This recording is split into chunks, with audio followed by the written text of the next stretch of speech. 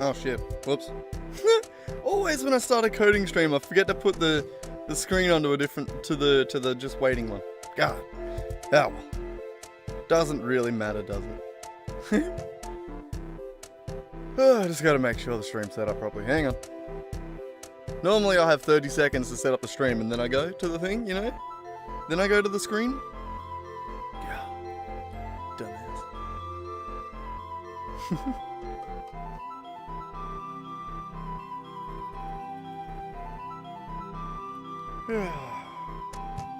God damn. I'm still waking up. I'm very tired.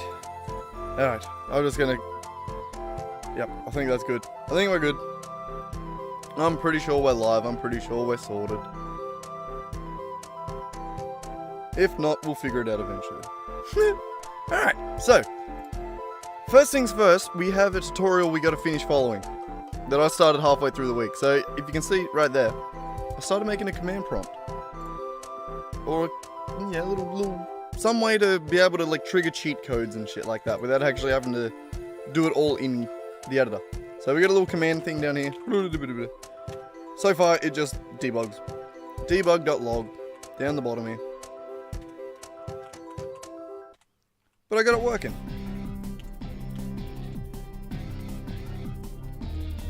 Yeah, I think.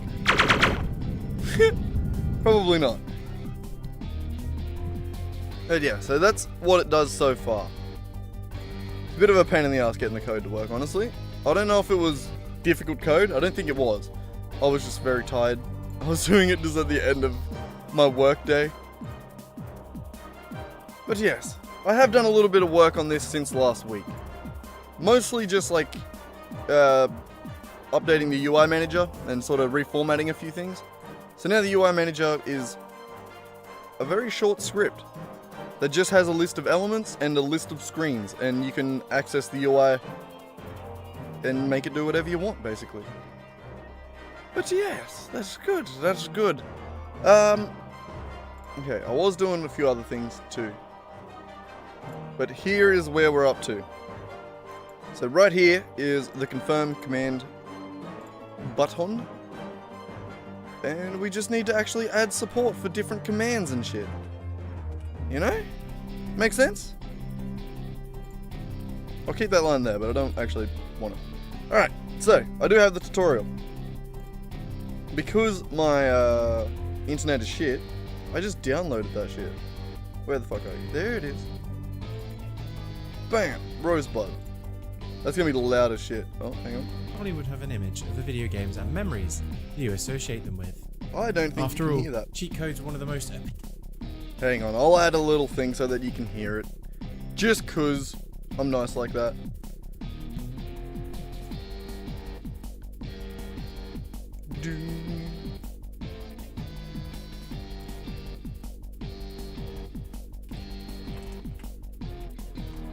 Hang on, give me a second.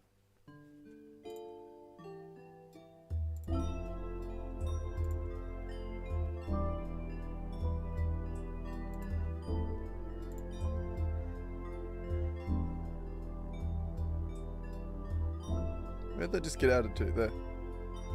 There. I'm figuring it out. Give me a second.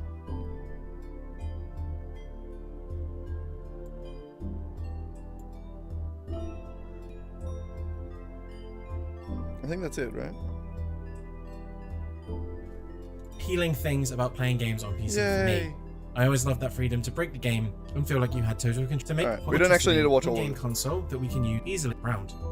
The player can spawn so easily build for our characters on awkward script called Debug Controller. This script will hold the logic for drawing our debug console and handling our debug commands. So first things first, let's apostrophe allowing the user to bring up a debug. I couldn't follow this word for word, this tutorial. I had to modify it a little bit because the GUI shit that he uses screen. doesn't work At the top of our script, let's create a boolean called show console. So, whenever show console. Alright, so, oh, Jesus Christ. You can't go back a frame, can you? Data. The controller itself. Okay, so the way he's got it set up there does and how it passes. Here it will. God damn it, you son of a bitch. Alright, this function here, this on GUI stuff, this GUI.box, this stuff doesn't work. I couldn't get that to work. with I don't know if it's like a Unity thing now, but it at least doesn't work with the render pipeline that we were using. But I don't know if we are going to continue to use. But it doesn't work currently. So I had to actually add UI stuff. So in the same way that the UI has like a player canvas, it has a pause menu, upgrade menu, console, blah blah blah blah blah. I had to add a debug input canvas, which is its own thing. It's where you add the command. And then this history is like the like the commands on screen. So I want that to be able to show no matter what. So this never actually deactivates. This one you turn on and off to be able to put text in. So I did it a little bit weird, but it works. It works. But yes, let's get back to the...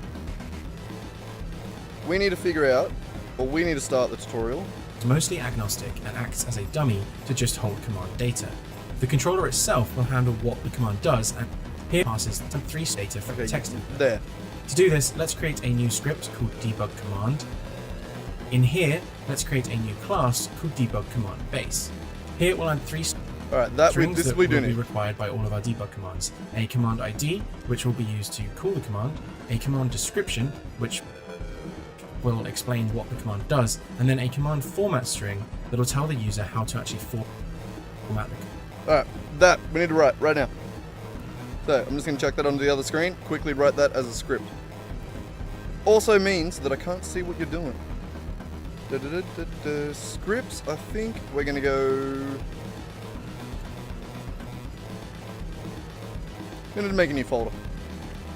Debug.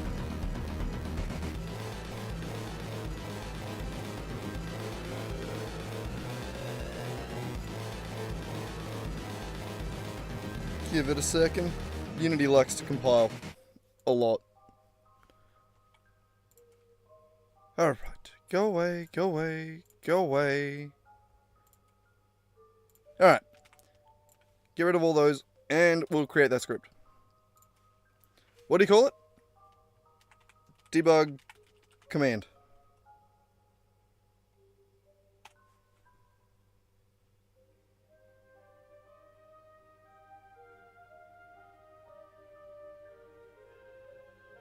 Command parameters. That's what we did, which right? will be command. In here, Yeah. let's create a new class called debug Except command he calls it base. command. And then a command format string that will tell the user how to actually... Here we go. Alright, we gotta make that script. Boop. Debug command base.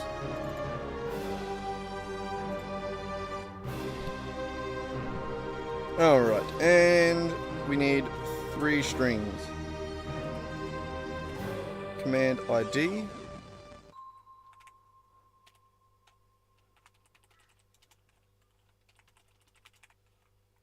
Command descript. Oh, fine, I'll write the whole word. Description, string, command format. I'll just trust him on this. I don't know if this is going to be quicker, but we're going to do this. And then we're going to go doot, doot, doot.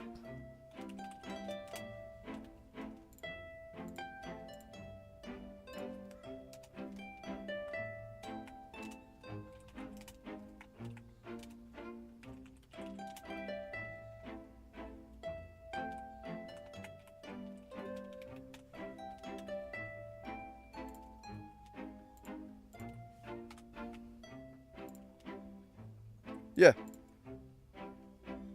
Oh, whoops, I forgot the, that. No. That. Alright. And it needs a constructor, which is a public... Oh, man, I can't see chat. It is a little bit annoying. How's it going, Fox? I did just realize as I was doing that I was like, I can't actually see if anyone's talking. Alright, string description format. I can write that.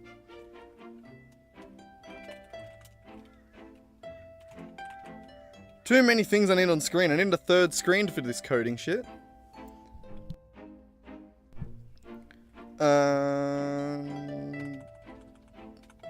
debug command base, which needs to take in the same thing as the top. So ID, screen description.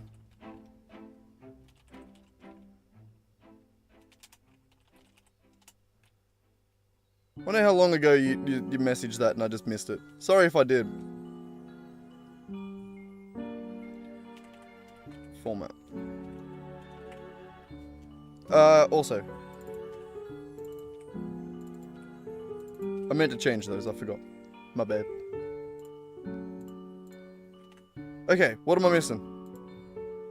Oh, right, it's a constructor.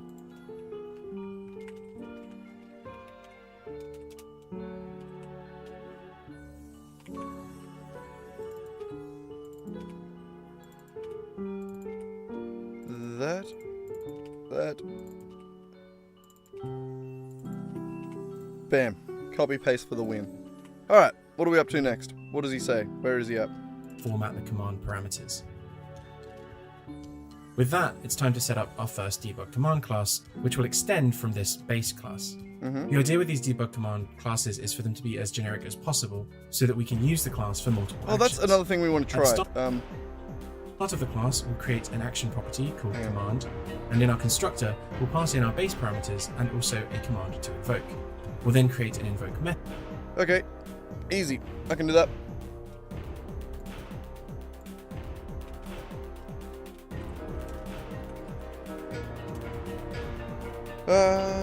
What do you call it? Debug command something, right? Just straight up debug command, okay.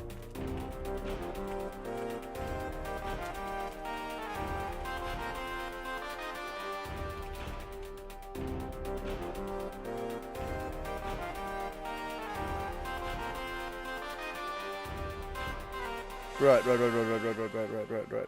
I'm not really good at this inheritance shit. How does it work? So it just needs a private action, and then everything else is in the constructor. Got it. Okay, action.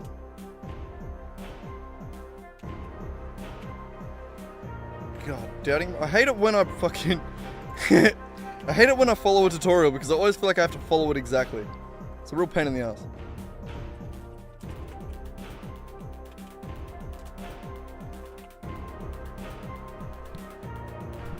That, and I don't understand the... I've never done these inheritance shit before. And I can't copy paste it. Alright, so it's the same thing, it just adds the command at the end. And then colon base ID format. Blah blah blah. Okay. Can I remember how to do that? Sure, maybe.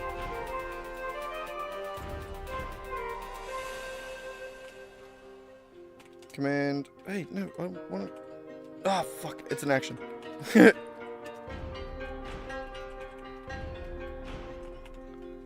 Alright, and then the colon base ID description.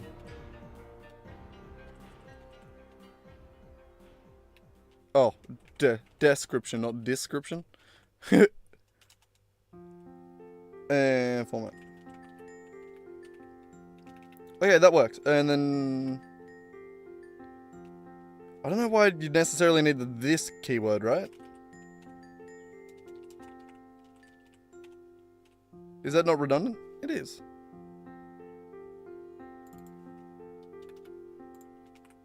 Okay. Well, did he not do it with an underscore? He didn't, that's why. Okay. That's why he had to do this dot command. Got it. And then it just needs command.invoke. Okay.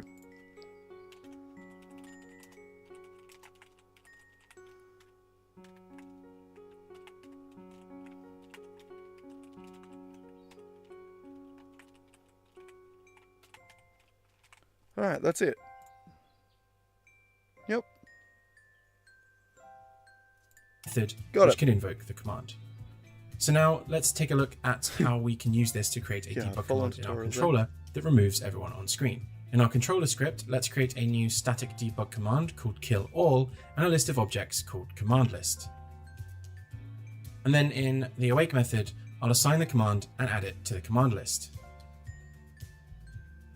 Okay. The action we're passing here is just a method in my controller. Okay.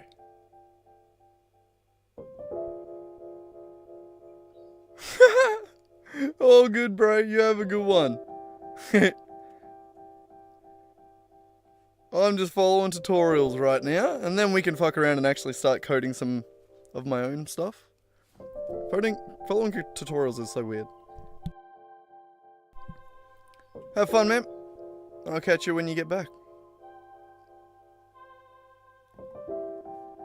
A script called kill all. Yeah, okay, right. So, In the awake method, I'll assign the command and add it to the command list. hang on, I just need that on screen. The action we're passing here is just a method. Okay. So static debug command. Huh, I've never really thought to do shit that way. It makes sense. Alright, so debug manager, we have public static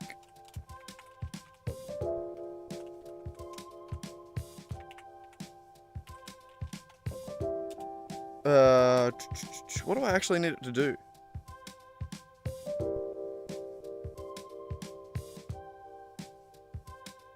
Huh, I don't actually need it to do any of this. Let's just keep following the tutorial with the other part, and then we can add the one function that I need it to do currently. Because I do understand how it works. Mostly. I just need to actually write the code for it.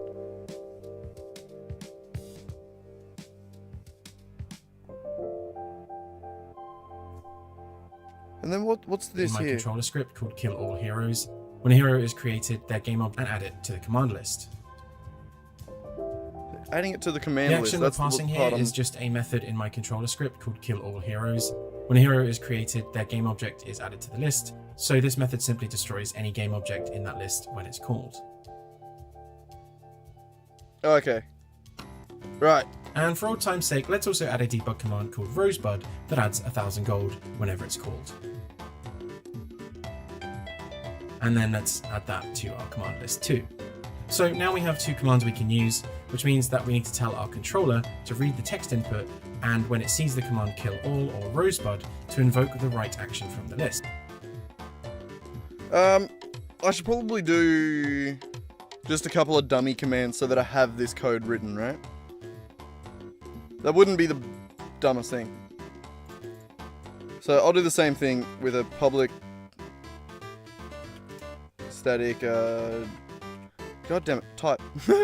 Debug command, and we'll just call this, what do we call it? What's a good name? Say what's up, hello. Like that. Bam. And did he make it public? Private. He made a public list of commands. Got it. Fine, I'll do the same. He done it as a debug base, right? Oh no, he done it as an object. Okay, right, I'm with you. I'm with it. Okay. Command list. I'll believe you. Alright, so that shit needs to happen. Setup. Commands. Yeah, we'll just keep it in the awake method. We don't actually have to make another method for it. He didn't. And here on this channel, we do exactly as the man says. Alright, how did he do that? Kill all equals debug new command, blah, blah, blah, blah, blah, name, thing. And then it's brackets, pointy, thing. God, I hate fucking, I've never done these myself. So, like, I don't actually know how they work, you know? Say hello. New debug command, and it's going to need a... God damn it. Say hello. Hello. description says hello in debug.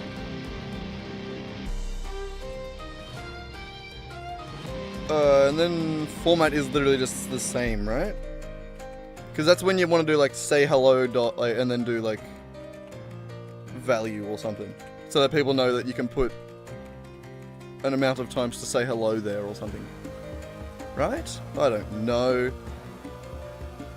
Okay, and then that, and it's gonna need open, and then it's gonna need equals pointy. Like that. Oh god, I'm good. Okay. I still don't really get what that's doing. It doesn't, like, the format doesn't make 100% sense to me. Like, I don't know. And then in there we're just gonna go debug.log. Hello. It's gonna say hello. And that's more or less what his looks like, right? Yep, it's just calling a function in there, blah blah blah blah blah. And then we're gonna create a new list down here and make that happen. Alright.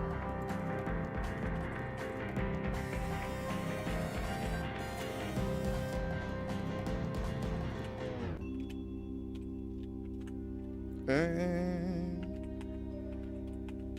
say hello. It doesn't need a comma at the end, does it?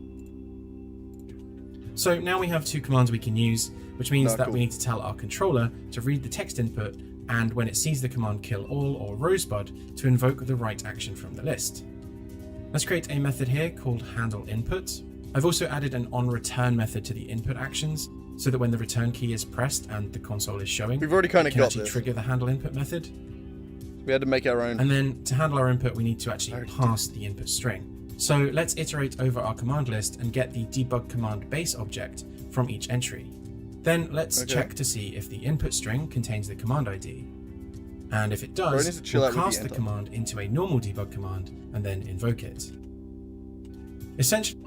Okay, so, right, loop over all the different commands, cast that command as a command base, see if the input that we've put in contains the command ID, and if you manage to cast it as a command properly. Oh no, if we can manage to cast it as a debug command, then invoke it. Okay. That makes sense, I guess. Alright, confirm command. Hang on, go back. Did he...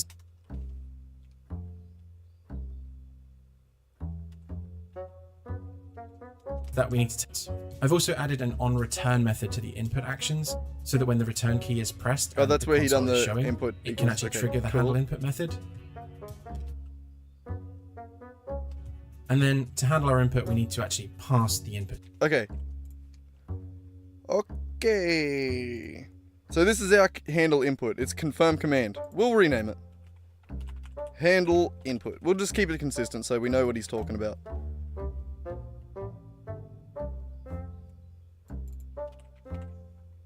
So the way we've got it is it's listening for the on submit of the input field. A little bit of a different to the he's got it, but it works. All right, it works. So handle input. The last thing it wants to actually do. Jesus Christ. Actually, no. Do this. Handle it. Yeah, and then we'll do it a bit different.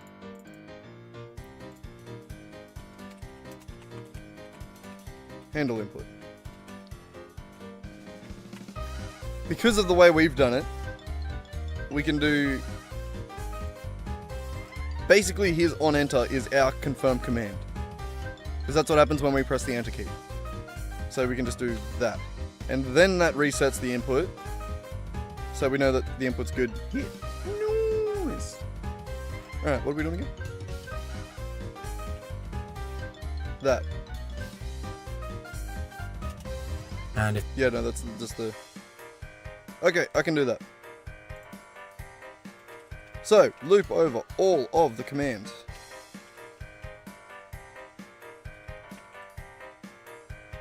Count, sorry, it's a list, not an array. Is he doing a real quick not null? No, he's not. He's just going for it. Alright. So we need a debug command base equals command list how'd you cast it? As debug command base? Sick. I gotta keep checking, sorry. Okay. If input dot text dot contains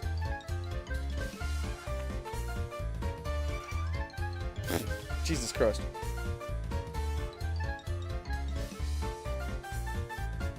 I had it and then and then a bug flew in my face. He just called it a command base. I can do that.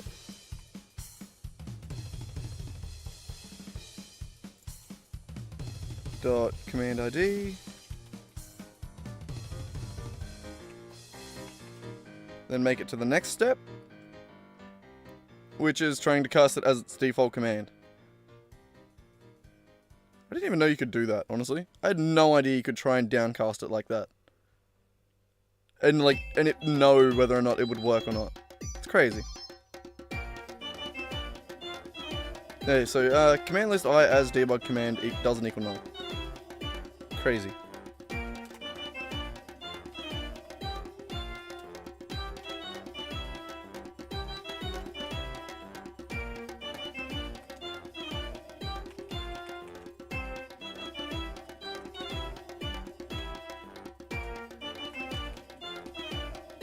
Yeah, I had no idea that was an if statement that could exist. God damn, you learn something new every day, eh?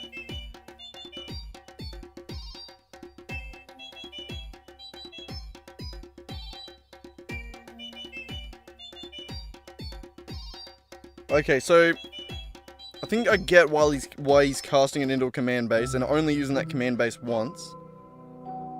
It's because I guess if you cast it to that, you can't cast it back to this. So that has like generic information being an object list. Interesting. Interesting. If only I was smarter and understood what I was looking at. I mean, I kinda do, but still. Oh, right, and then he's just like in brackets doing it as a debug and then cast. That's actually pretty sick. I didn't know you could do that, hey. .I as debug command and then .invoke. I guess it makes sense. I've just never seen code written like that.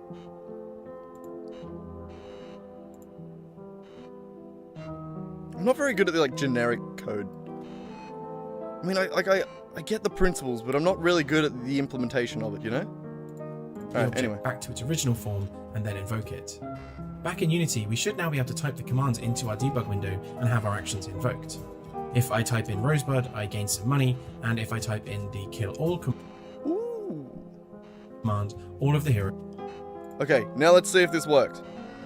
So handle inputs being done there, blah blah blah blah blah blah blah blah. Beautiful. Okay, let's see if that works. Let's see if I type say hello into the thing, will it debug hello?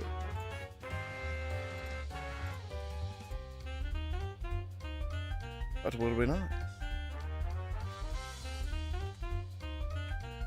Say hello. Yes! Fuck, we're smart. And then if we go blah blah blah blah, 4. Nothing happens. Awesome. Okay, we're getting there. Get destroyed. This is pretty much the base point. From here, it's easy enough to create all sorts of cheat keywords with specific actions involved. For instance, we could create another keyword called spawn that adds enough money and spawns a hero. As long as we define it and add it to the list, So basically what we've implemented is argumentless commands. So all we're doing is passing in a keyword.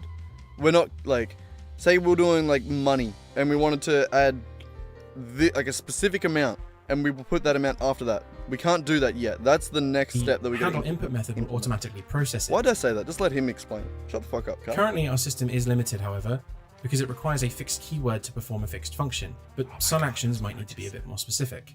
For instance, what if we want to actively set how much gold we have? Let's take a look at how we can extend our system to handle that. We can actually implement a version of the debug command to take in a Oh shit, alright, generic type, right. Gotcha. So we need another Generic debug type, command like that, and then the action takes in a T1. Alright, and then the terminator is invoked there. Got it. Let's do that. So what we need to do is take this, whoop,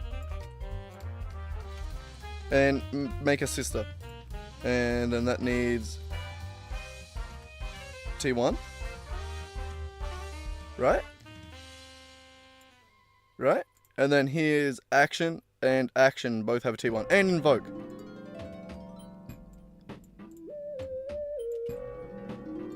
Action. Action.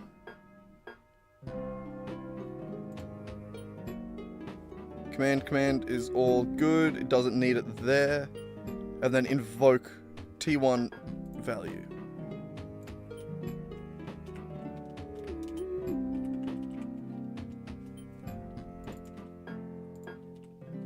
So this generic typing, could I call that like Dave 1? Oh, that's sick. Okay, so that's fully customizable. I mean, in this case, we'll just go type 1. Yeah, T for type. That makes sense. God, I need a code more. Like this. Wait, did I pass value into invoke? Yeah, I did. Cool. Sick. So now we have an alternative class type that can take any type as a parameter to the action. Back in our controller, let's create a new debug command with an int called setGold.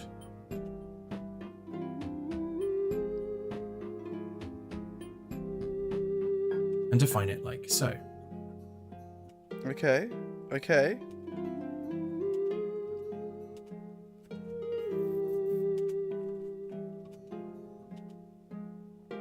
Alright. So let's try and do something like that.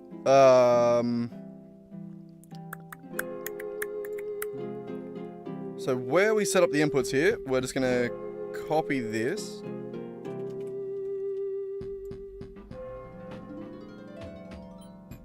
Say something. Just say something. How did he set it up? So he sort of done like the gold amount there like that. I thought so.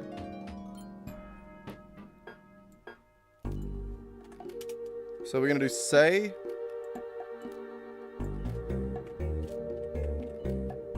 thing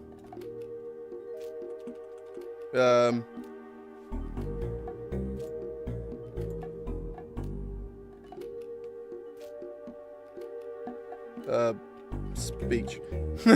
What is this something we're saying?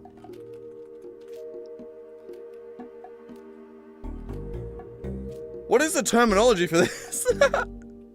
I can't think of it. Say, we'll just call it speech. Fuck, I can't think of another terminology for it. Okay, so that's gonna go there, and instead of taking in nothing, it's gonna take in a string. And then that can just go X like that. And then that. Say something needs.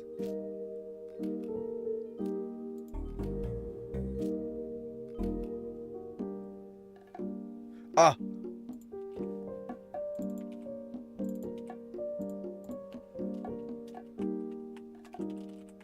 Something like that. All right.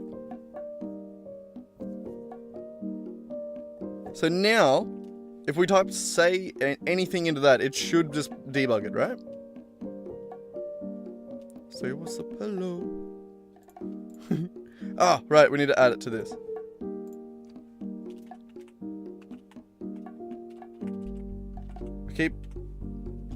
Okay. So are we missing anything? I don't think so.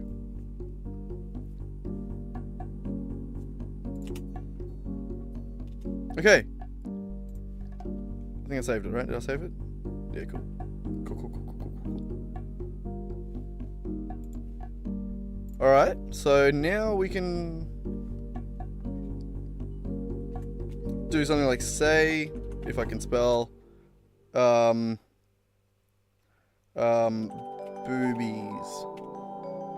Fuck! Didn't work. Alright, we didn't.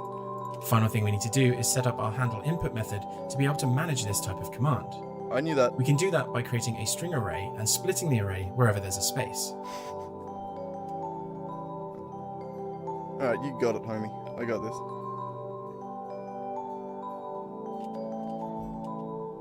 Okay. I'm an idiot. Okay, so string properties split. And that's going to be array of...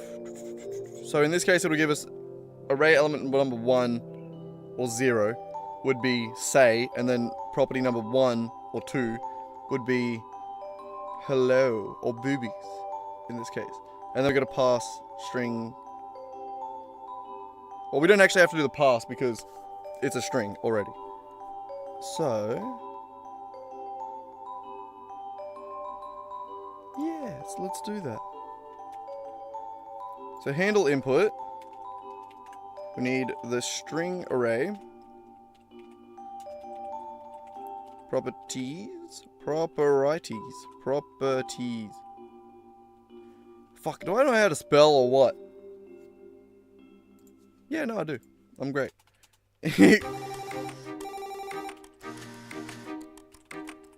Input at text dot split at space.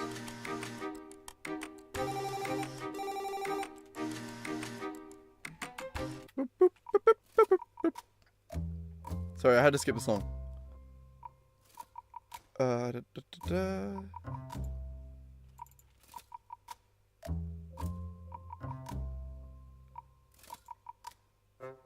Alright, so after... Ow, fuck.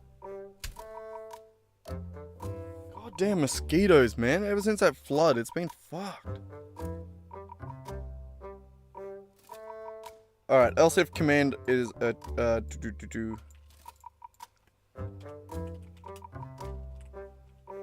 else if command as debug command with a string.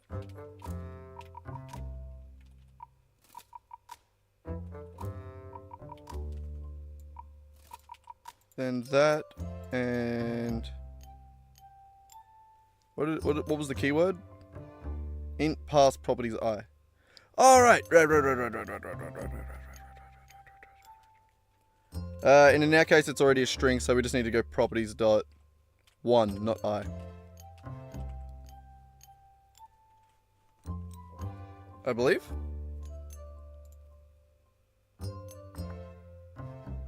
The passing is just turning it from a string to an int, if it's a number.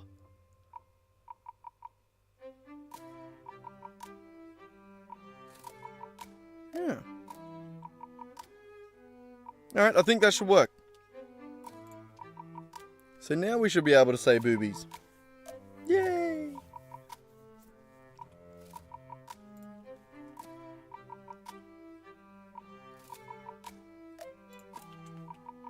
Say boobies. Yay for boobies! Alright, so that is technically a command console. Now we can use the set gold command to define how much gold we have. What has he got left in the tutorial? Well, we may as well watch the remaining. You should be able to 2 see minutes. here that we're using generic typing to control what our string parameters should be passed as, Yeah. but we're using the command itself to handle what to do with those parameters. It's an incredibly dynamic system that allows us to pass through all sorts of data from the console. There's one final thing to do though, because trust me, as your game grows, you probably won't remember all of these commands.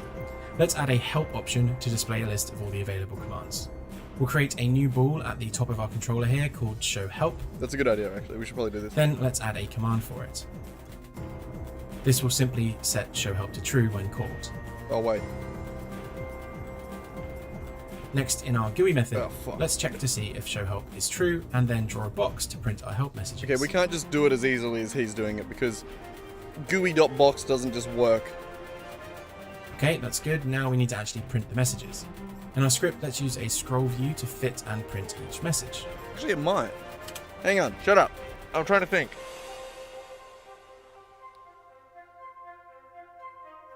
Oh, GUI.box kind of would work, I think.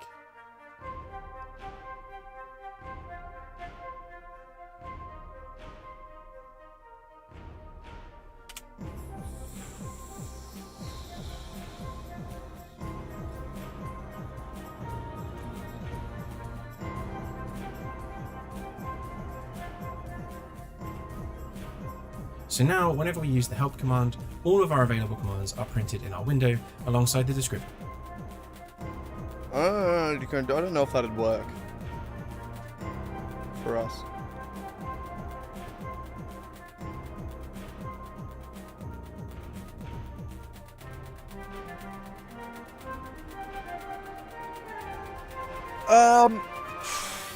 One thing I do want to do though, the way that ours is set up. Okay, so what I have done for the UI manager is I've got for the debug, I've got a history thing set up here. And this is set up as a container. So all it has to do, hang on, where are they? Down here. It has a command prefab right here. So if we drop one of these in this, wait, hang on. In this, we get a command line there. And then if we duplicate that, we get a bunch of commands.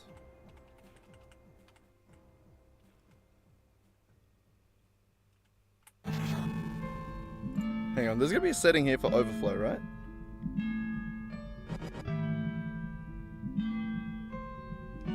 Okay, apparently not.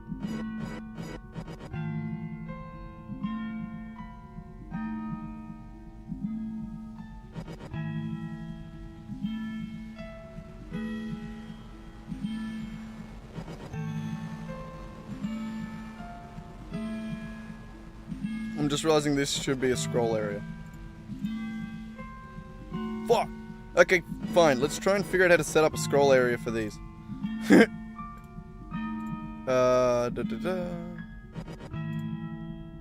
What is it? Wow. Good job. Layout. No. UI? Scroll rect.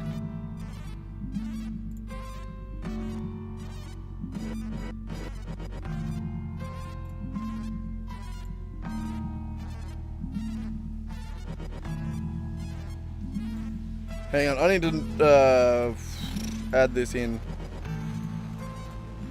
as its own item, right? It's easier. Scroll view. We're gonna call it debug history. Man, I'm not a very good typist today.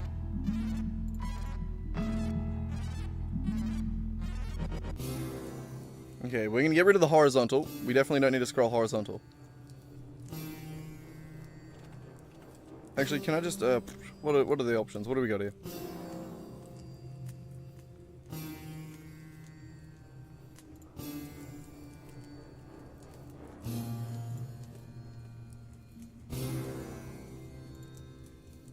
None. Fine. Horizontal like that. Good. Go away. It's not mad about that. Cool. Cool. Cool. Cool. Cool. Cool. Cool. Cool. Right.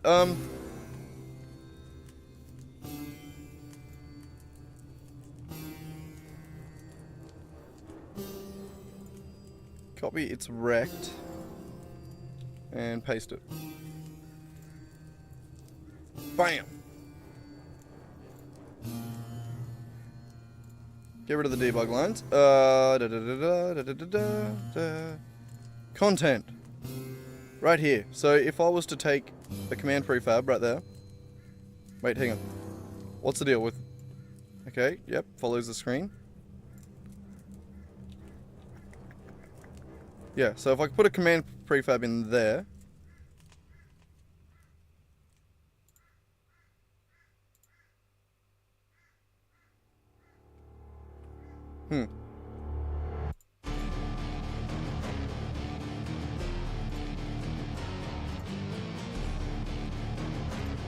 So in here would be where I put this.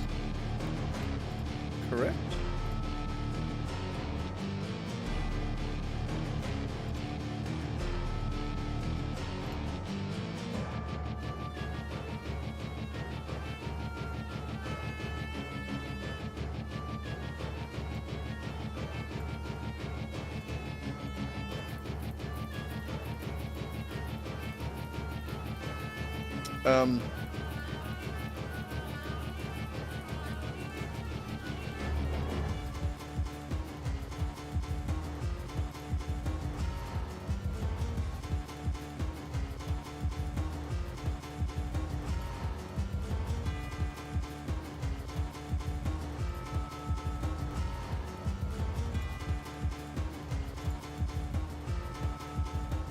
Why is the middle there?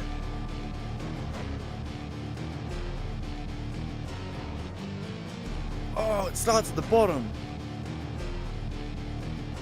Okay, so that's...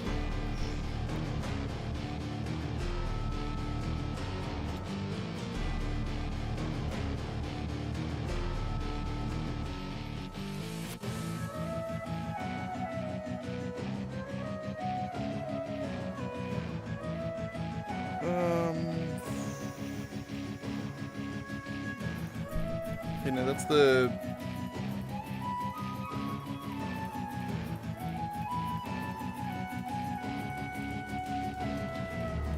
Okay, so if I add more of these...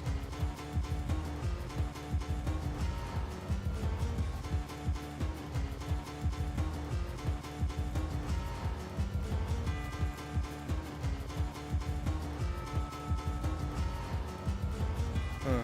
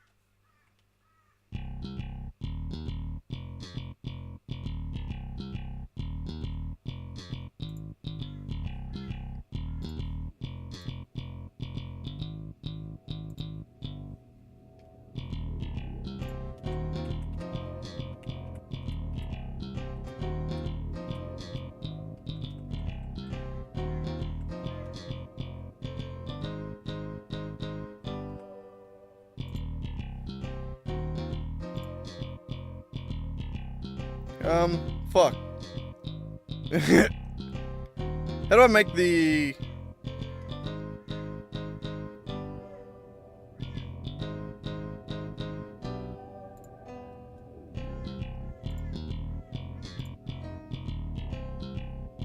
Okay. So now if I add another one of these...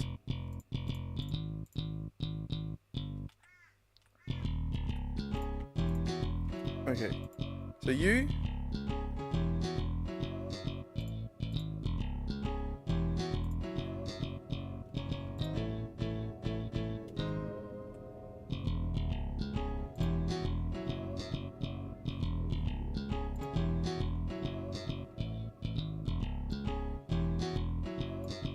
Okay, fuck.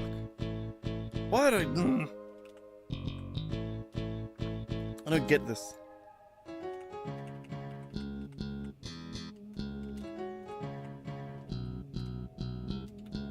Okay, I want that to start at the bottom.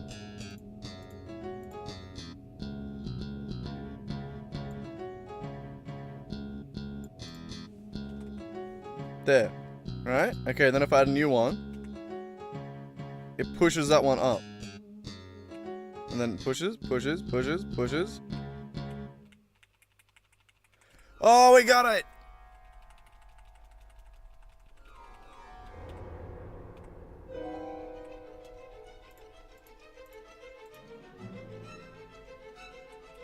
So then no matter how big that gets, the content adapts to fit it. Sick, okay.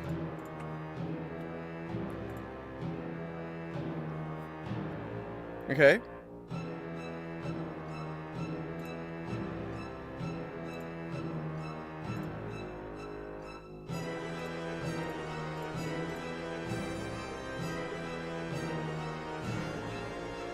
Can I just turn that off? Is that fine?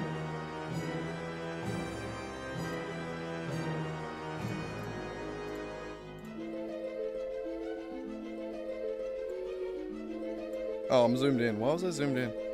God.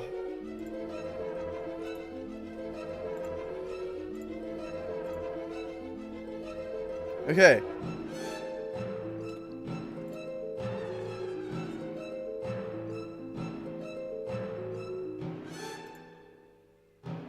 So we want to get the debug history working, basically.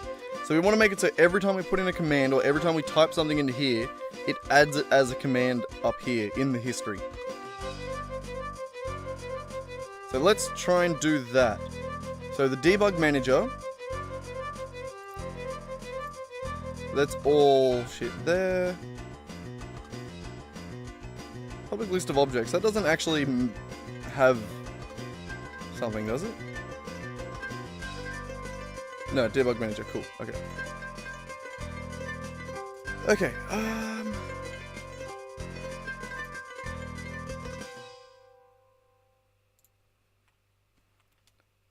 so we're gonna need another serialized field of, what is it? It's going to be the transform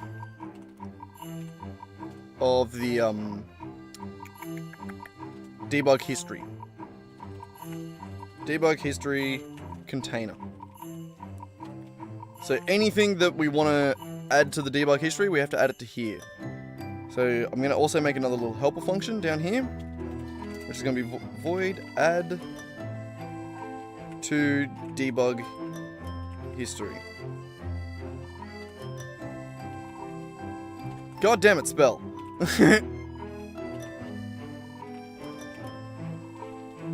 So right after it handles the input, it's going to add whatever it is to the input history. Or to the debug history. So in the same way, we should be able to use this to have in-game errors. So if we want to debug anything to here, we can have a debug manager.debug. And it will add lines to the command. That's why I done it like this, because I wanted both. I wanted it to work as an error command, like, as a debug thing, to be able to like tell us when shit goes wrong, or to be able to type things on screen for in the build. God, I'm so bad at explaining coding. I'm sorry. We need to keep doing this though, because I need to get better at it. But, so yes, add to debug history. All that is going to do is take that input text and create an object out of it. So, we need another one up here, which is going to be the game object of a debug prefab. I guess we can call it. That will be good enough. Oh no, command prefab. Sorry, that's what I called it in the thing, isn't it? Yep, command prefab.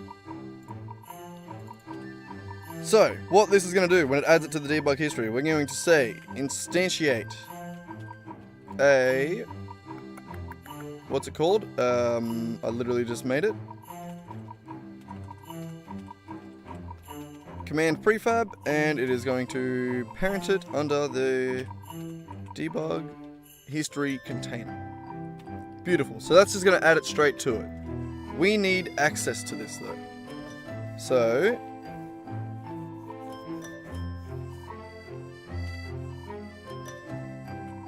this right here is just an object currently. It doesn't have any information on it, I don't believe. What actually is it?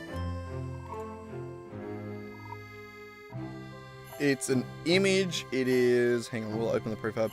A text area and a text.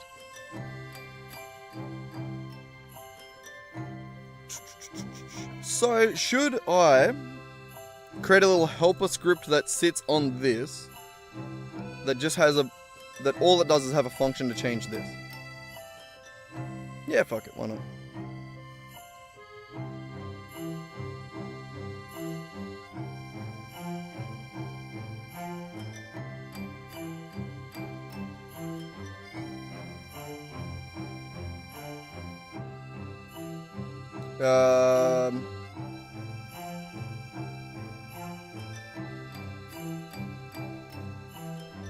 I'm just trying to think of what I can call it. UI command object, I guess.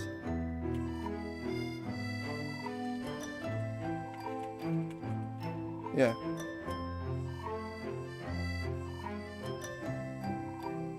Wait, is it a UI element? Can it be used as a UI element?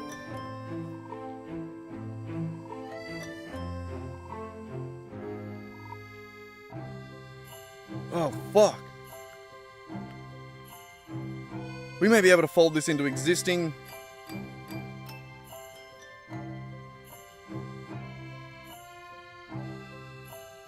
Shit.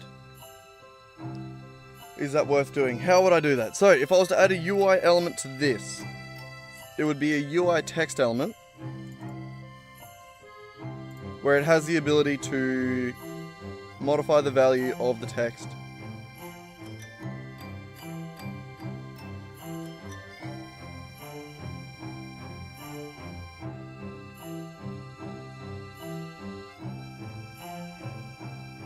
Huh.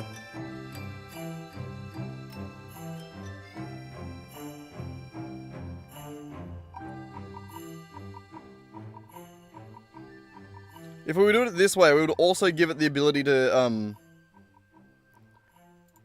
like do the hiding and stuff like that. It could fade. So is that worth doing? If each of these was a prefab, each of these was a UI element, it would then need to be added to the UI manager as individual elements. Or maybe as another separate list of debug elements.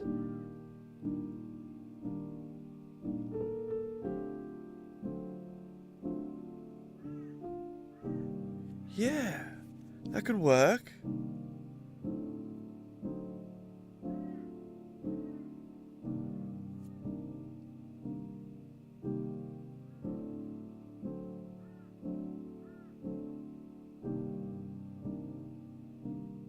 Alright, yeah, let's do that. Alright.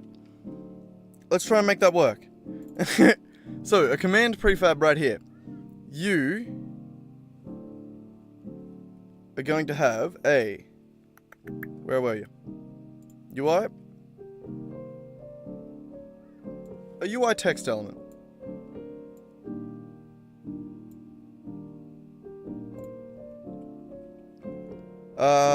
That is going to be set up in thingamajiggy. Alright, so text is going to be that. Begin active, sure. So, this text element on awake and on start, right? Okay, it doesn't have a start function. Never mind.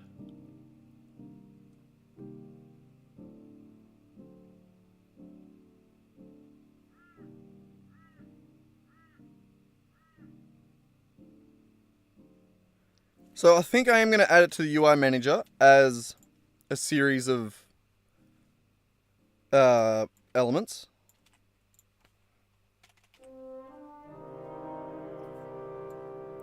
And it's going to be like this.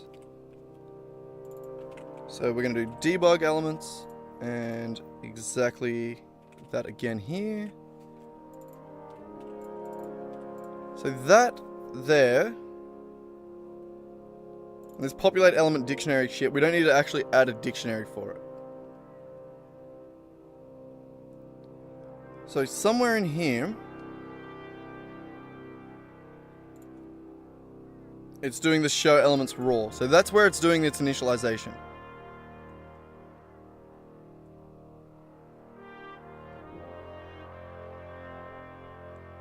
So what I'm going to do is change that. So instead of populate element dictionary, we're going to have a different function. Init all elements. Get this off the bottom of the screen. Sorry, my bad. So, instead of doing that there, we're going to do this here. where we're going to say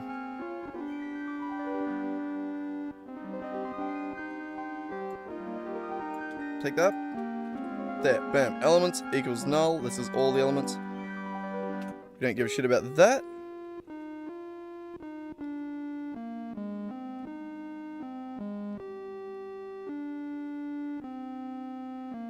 The way we actually want to do this, we want to say doesn't equal null, and wrap it. God damn it, man. Why am I so bad at typing today?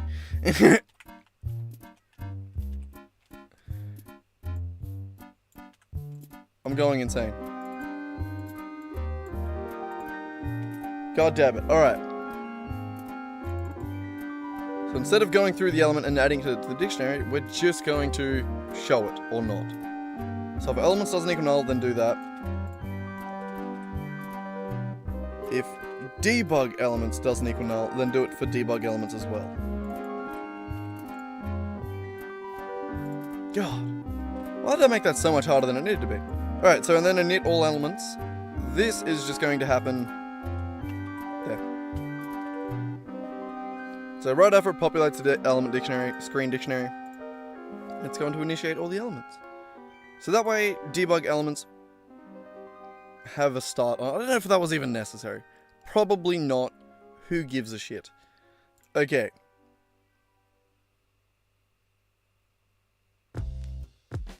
Yep. So if we go over to here, where we initiate this, the command prefab is going to have, now, a text element on it.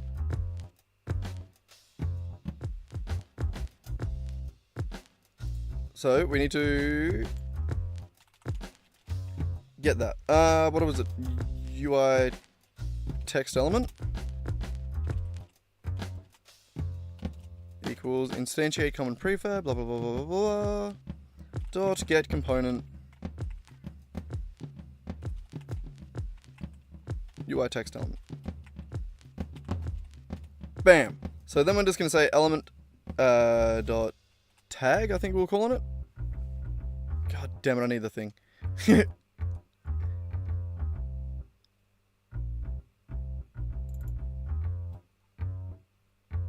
Element name, not tag. Tag's an inherited thing.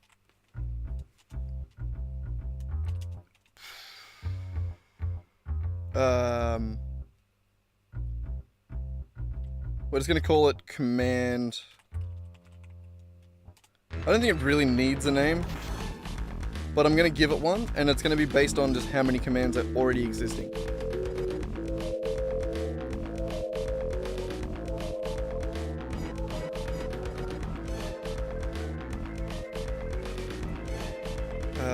We have a list of those.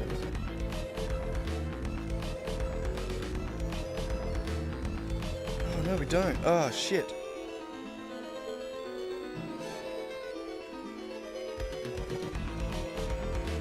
Oh, okay, no, we do need a list. We need a list. We need another list of commands, and it's going to be command history.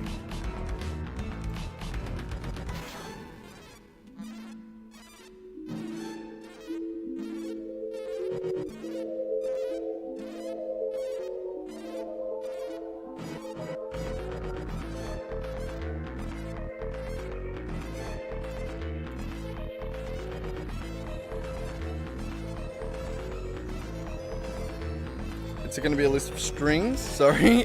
I need to think about this quite a lot. It's going to be a list of strings because we only need to store the text that actually gets typed in. We don't need to give a shit about the commands or anything like that, because if we just resubmit that same text, it'll do the same thing. So we don't need to worry about that. So we just need to get the text and say confirm command add text to history. So element name equals debug history. God, what is it called? Command history.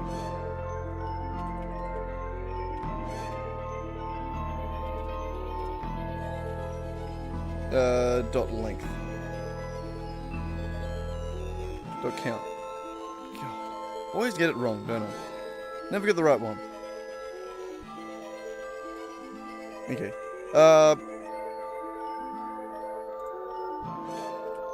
We may as well... Actually, no, we'll do that in the add command history here. Oop.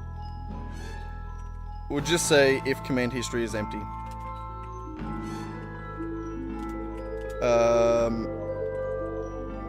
Equals null. So if we haven't initialized it yet, then command history initialize. Make it a new list of strings. Beautiful.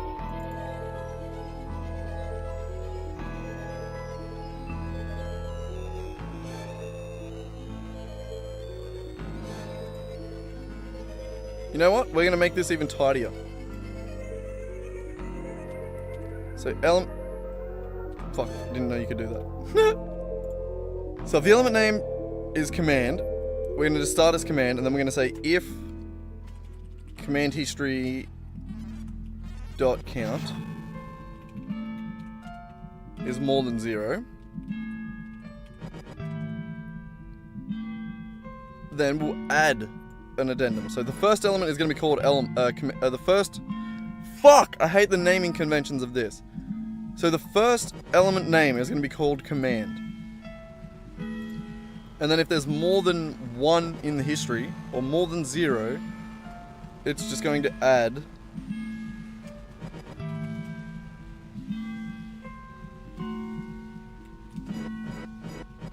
the fucking command history count.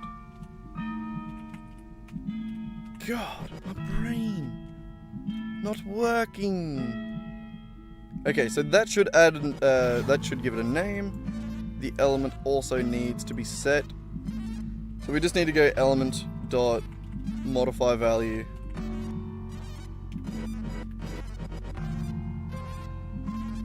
string.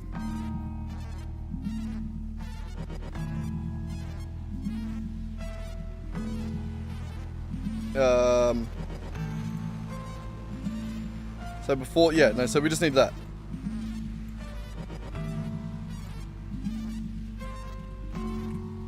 Okay.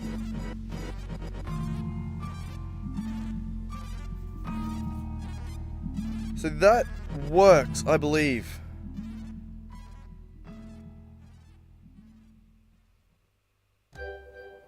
So that's going to instantiate an element.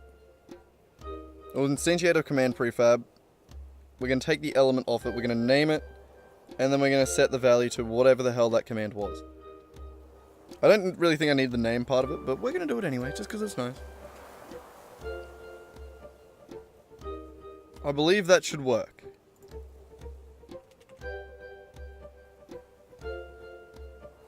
So if I add... Hang on. UI manager. Debug elements is 0. Good. We want... Game manager, debug manager. We want to put these two things in. So content right there is the control, is the history container, and then we need the prefab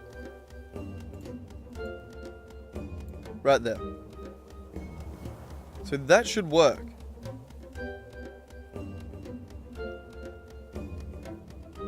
So now if I go beep, it adds it.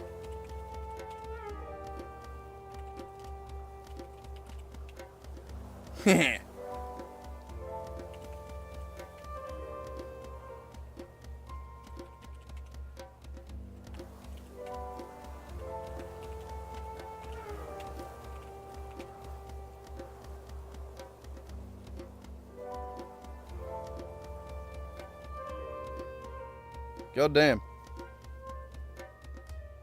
We need to tidy up the scroll bar a little bit.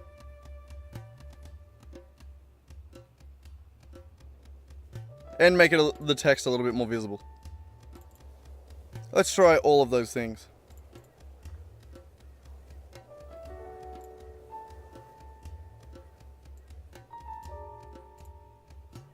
Text, brighter, outline, sure. Does that look better?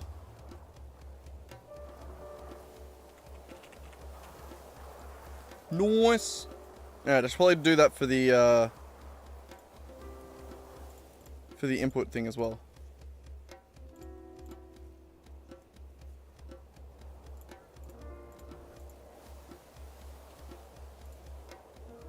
The placeholder's fine. The text itself can change color.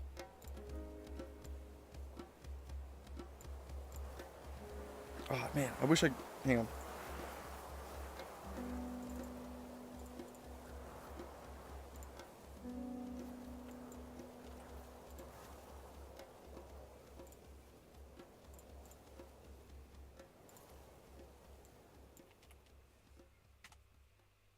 Bam, same color.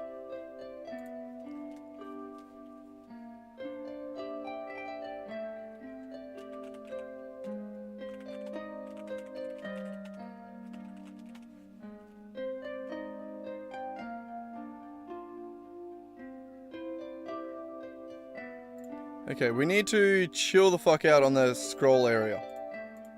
Where's that? We can get rid of that one now. We don't need it.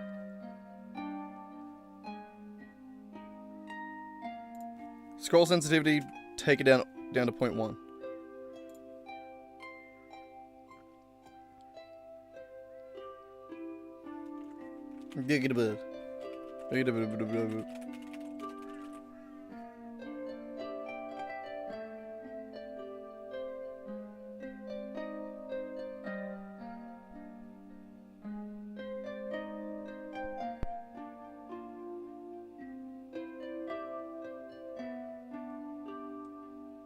I really need to fix the scroll bar as well.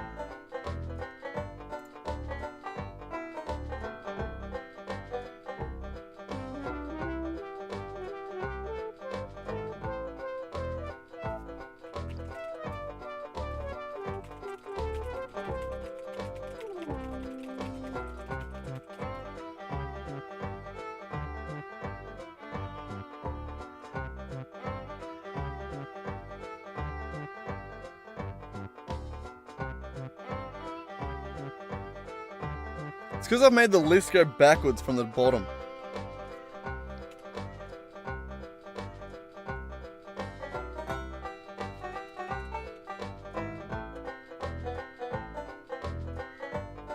Hey, where did that get added?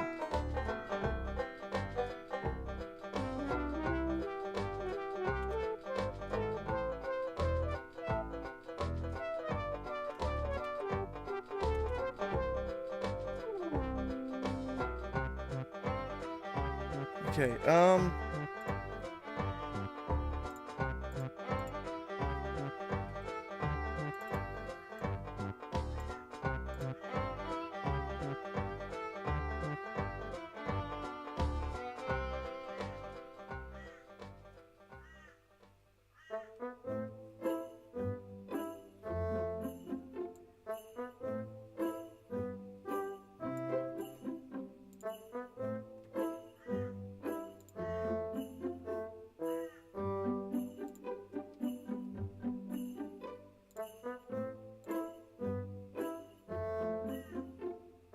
does that make that better?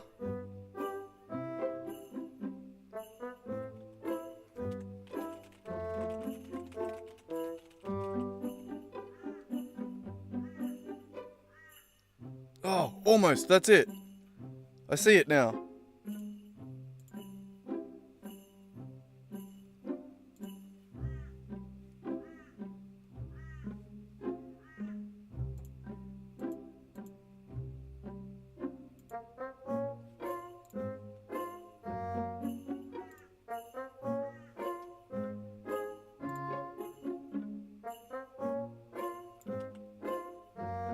Okay, what the fuck?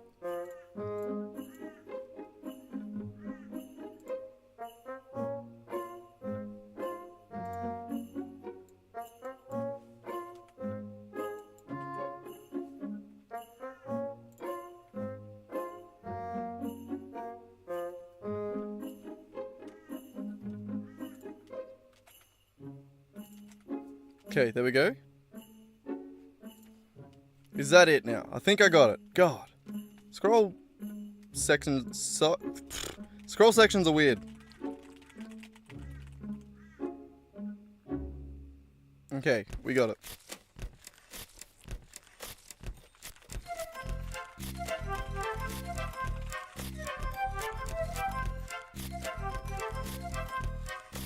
Okay, we now have a history. Beautiful. Is it being added to the history properly? Game manager, command history, empty. So, it's because we didn't add it.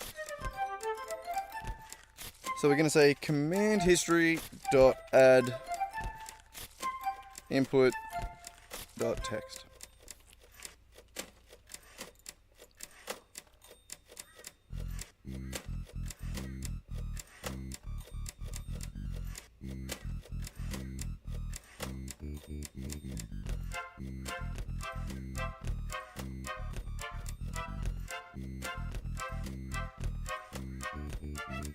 I don't think this should be a list. A list gets added, so say you start at the top, a list will go 1, 2, 3, 4, 5, 6. Every time you add a new one, it'll add it to the end of the list. I think for the history, we want to do it the other way, where every time you add a new one, it adds it to the top of the list and pushes the whole thing down. Which I believe is called a stack.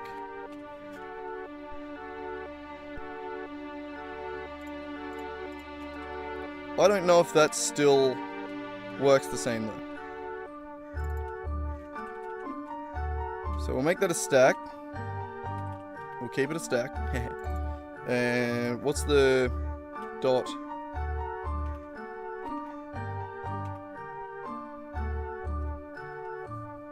Push. This adds a new one to it.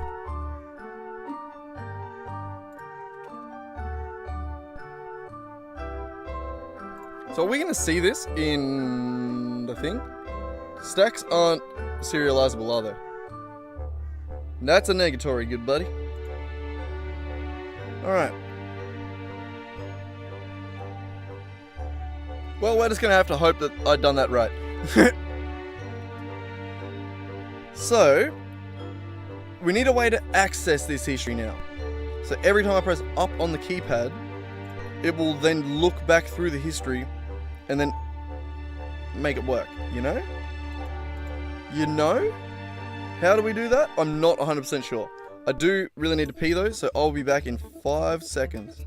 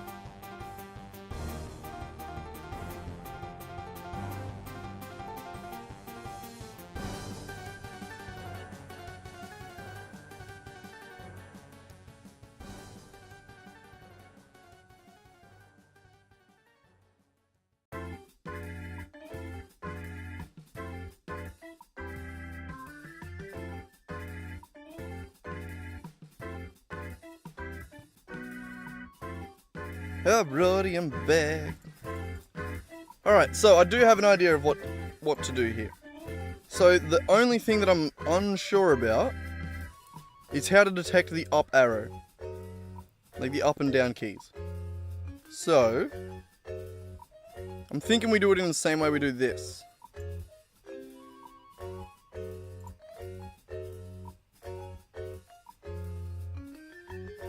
I wonder if there's like a little way we can do this.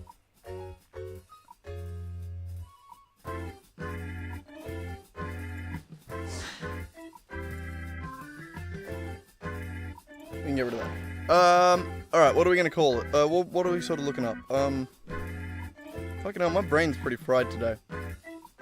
We're gonna push through though. I need to turn my aircon on.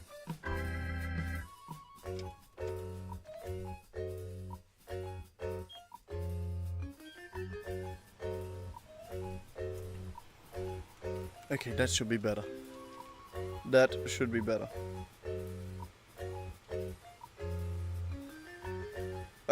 Fuck.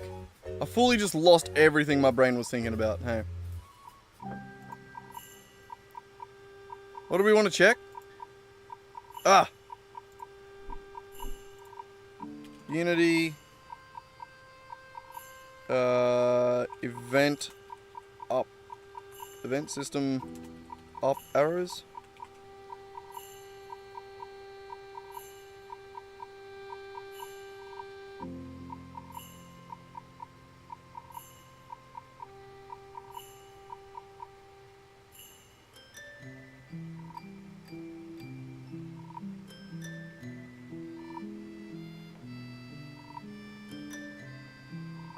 Alright, so do I need a reference to that event system?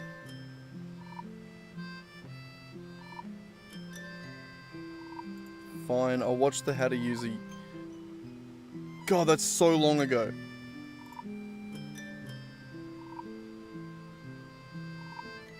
No, both of those are bad.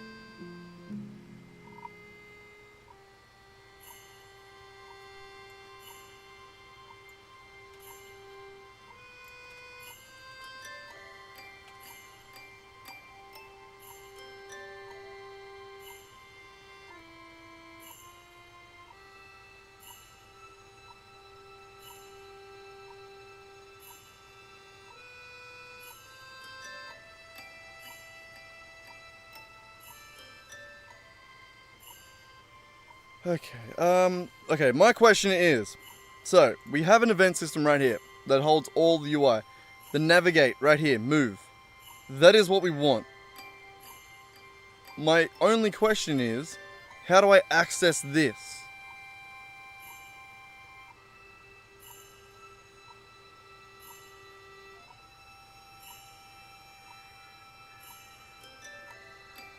Do I need to have a reference to this?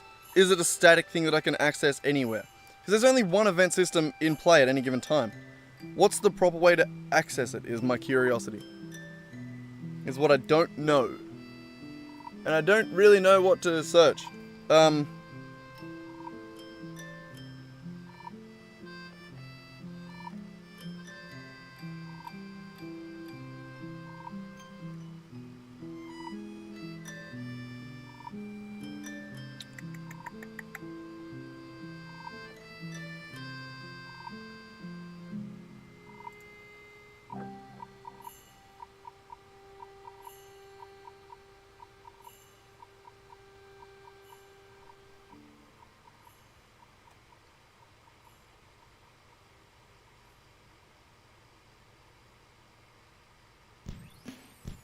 Yes, yes.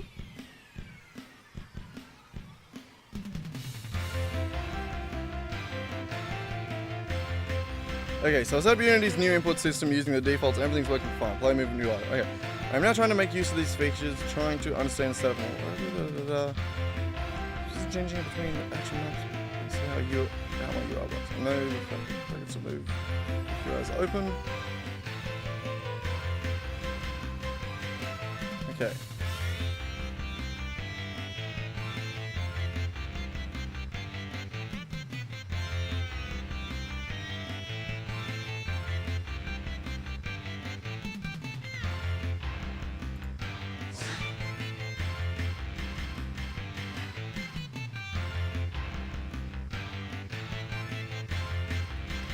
No, that's not the input. Okay, what is the name of this? Unity, input system UI input module. Input system. Fuck, I've already forgotten. UI input module.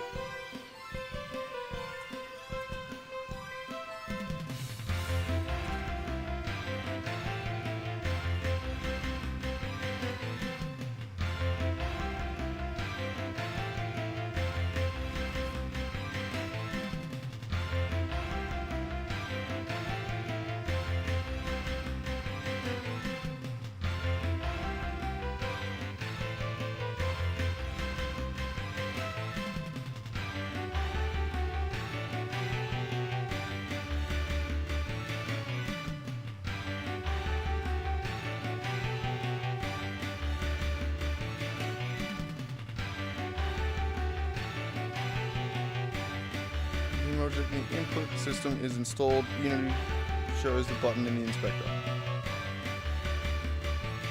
Okay, view.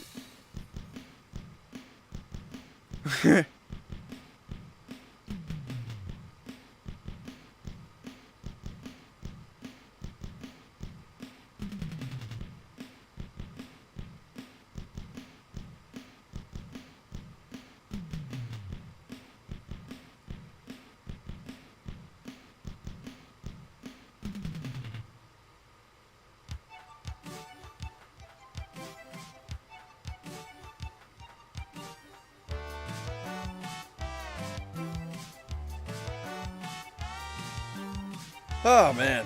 I just want to know how you fucking use it, really. I don't really care what they're all doing, all the different components. I just want to know, do I have to reference it?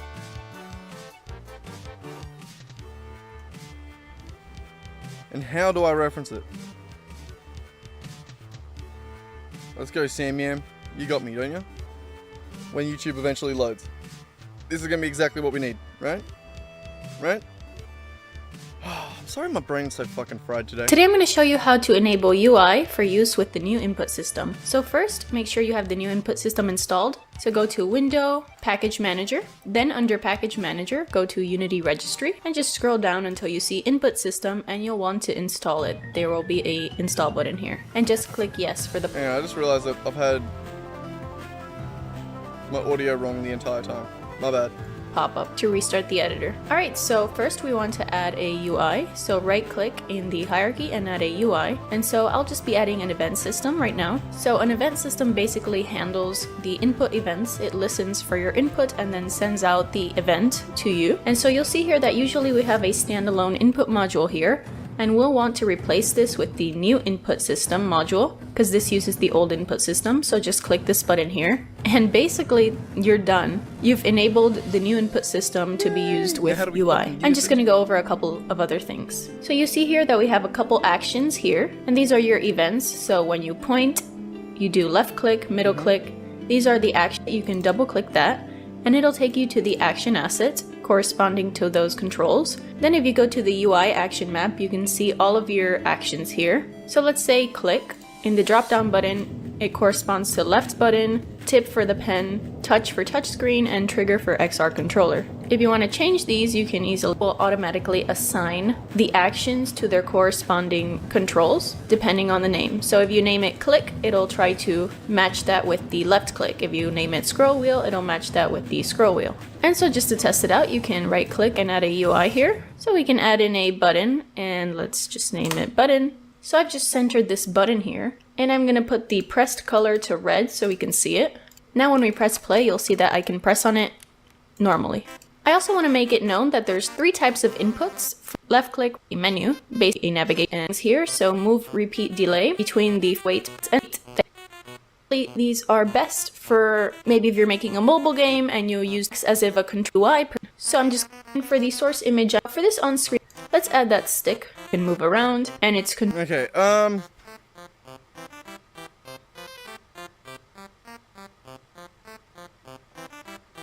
right. image. I'm adding images because the south button. So window that we can press to see all the gamepad values that are currently being executed. And so 0. But if we press this button, you'll see that now it is 1. Coding. So it'll act as if we press the gamepad. Same. I just want to know how to get the fucking thing.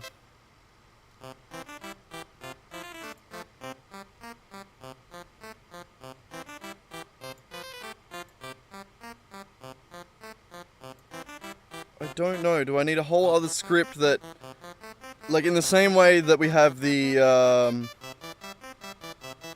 player inputs or whatever? No idea where it is.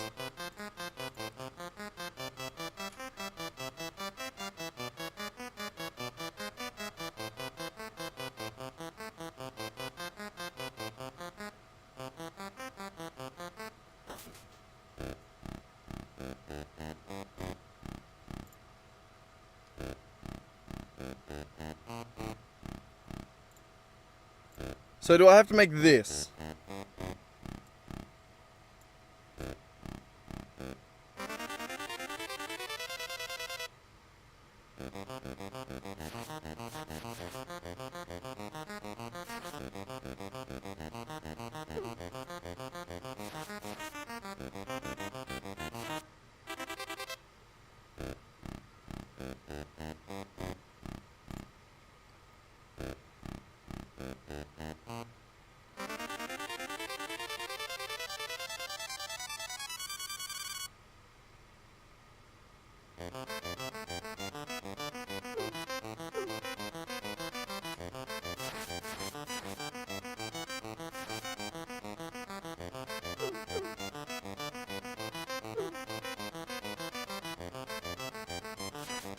How? I don't get it.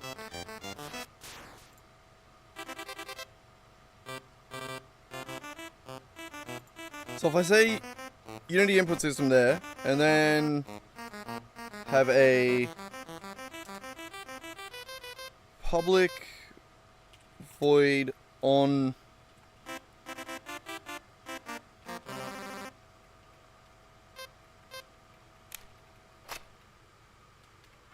what would be the command? Fuck, just don't open shit like that. I hate that I can't get rid of these two. I can unpin it off my taskbar, and then the next time I launch my computer, it'll be there again.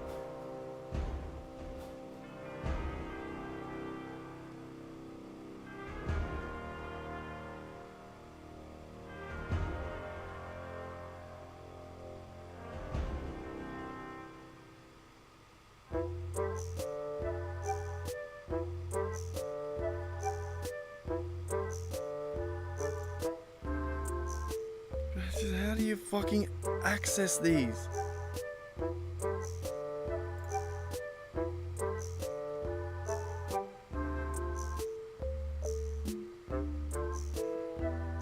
Hi and welcome to another Unity tutorial on Unity's new input system. Now we'll be working with UI in this tutorial. So if you have not seen a previous tutorial on getting started with the new input system. God, dude, I cannot hear you.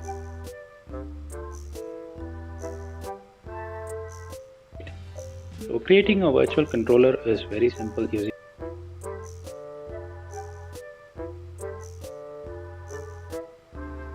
action map for you, and you can edit whatever you want. You can also create your own action map for the UI and replace this. There are two important components that you should know about within the and go to UI and add a button. If you want to mimic a virtual controller, then it is better to use the on-screen buttons. Main thing.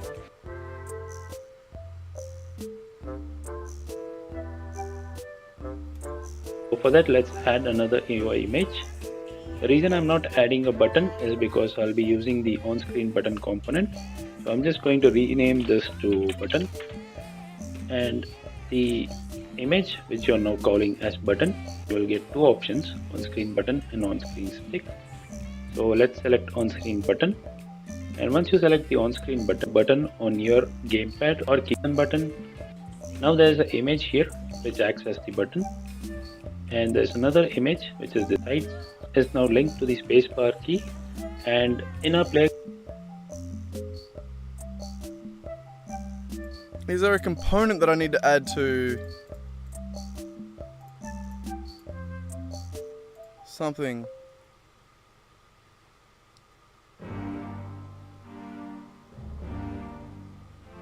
I just don't know how to listen to these controls. I don't. I don't get it.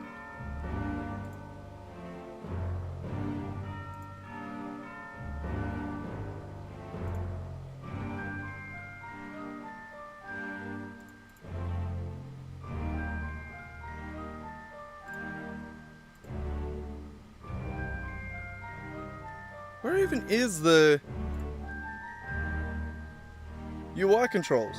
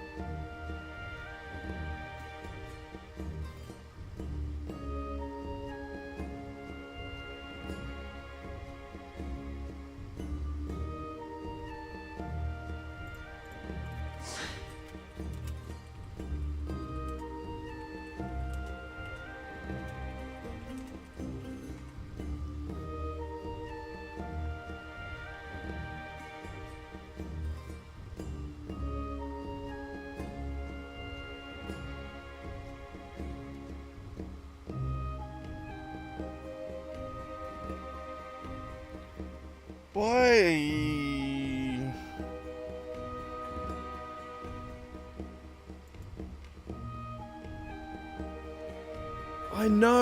I know I can generate custom inputs by injecting events, but how? Where? Fuck!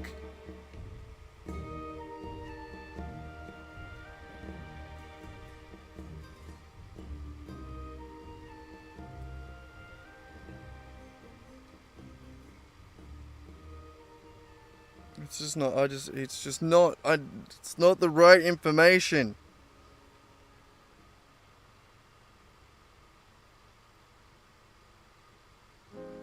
So is that just input system? Is that it?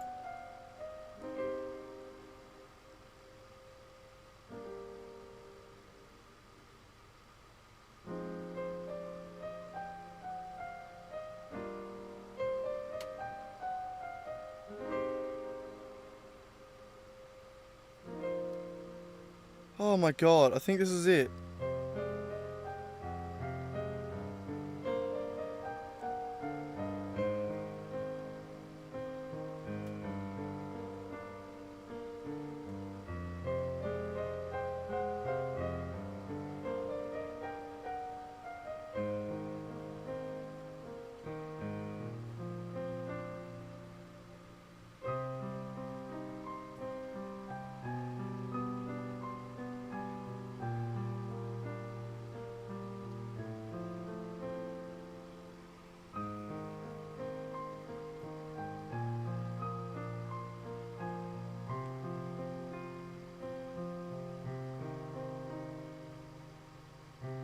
Um...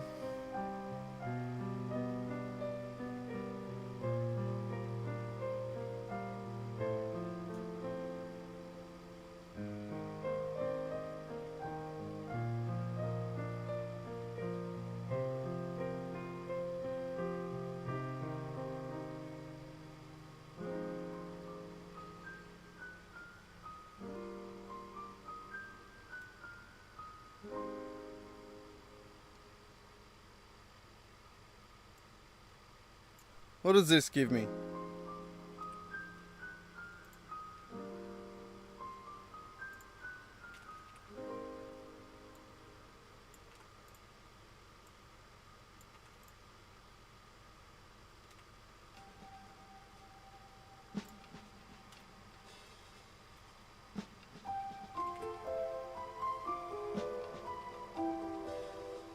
What is this?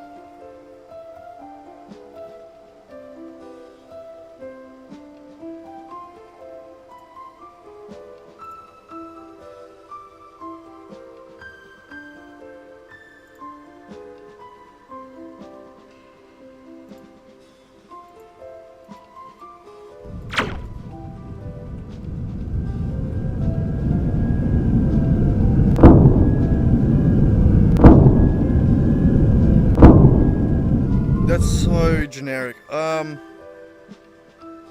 how do I take that and get a specific input? This is the wrong thing. This is not what I'm trying to get, is it?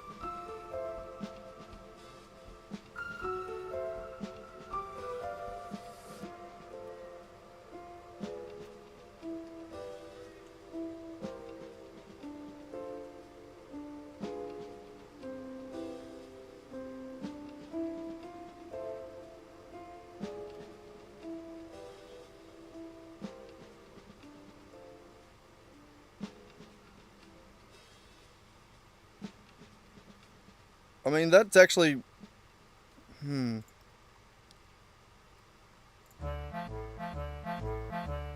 So does every fucking bit of input have to come off this?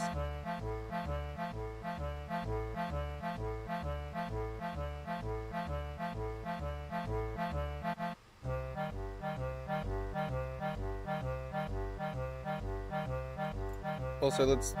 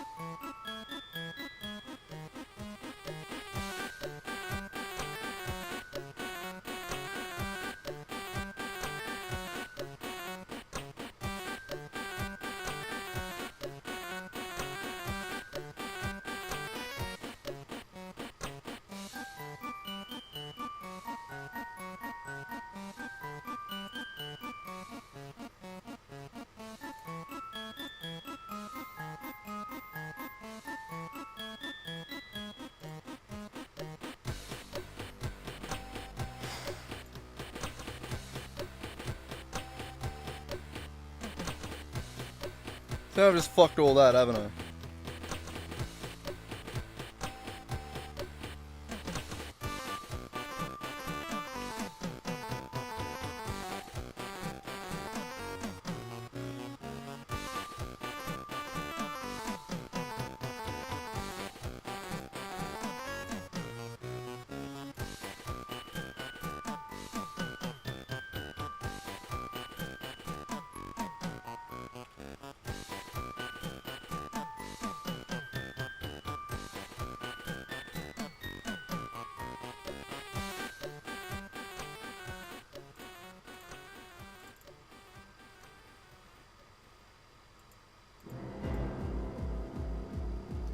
I just want to access these, man.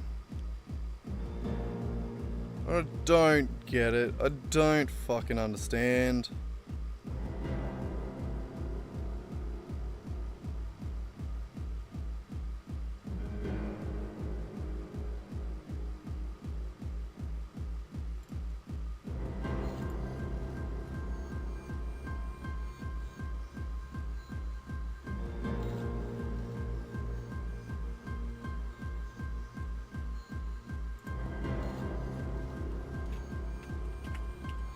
Input system dot UI.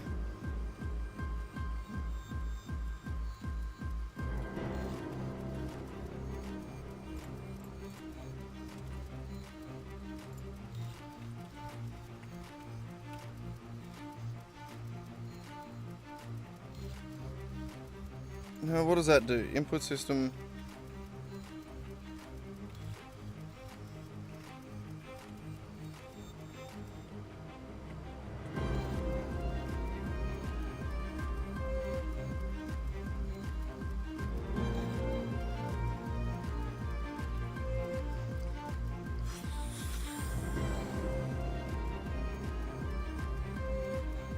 It's just all to do with the fucking player movement. I don't care, but I want to know the UI shit. Every single thing is about...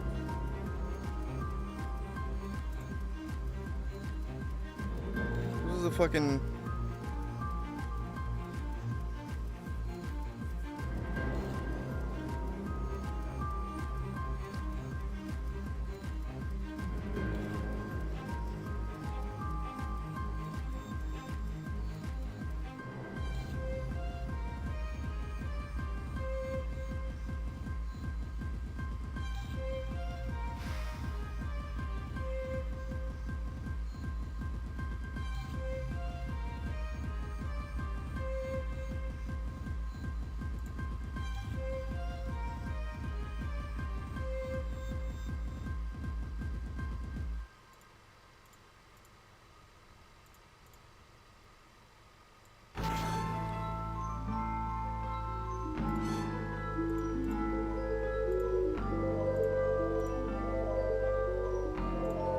What was that bit?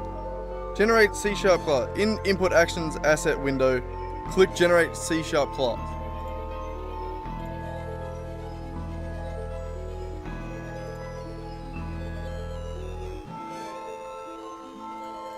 Where's that as a thing?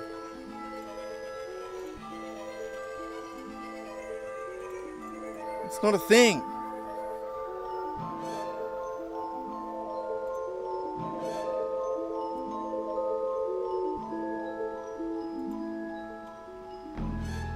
This is literally input actions asset window. This is literally it.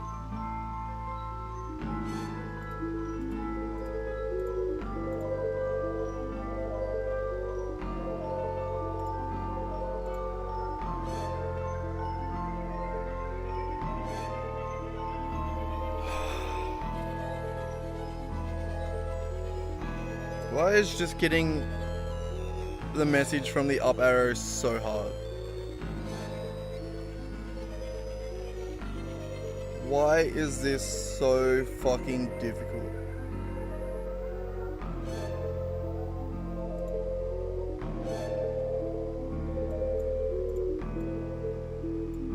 Unity get event system inputs.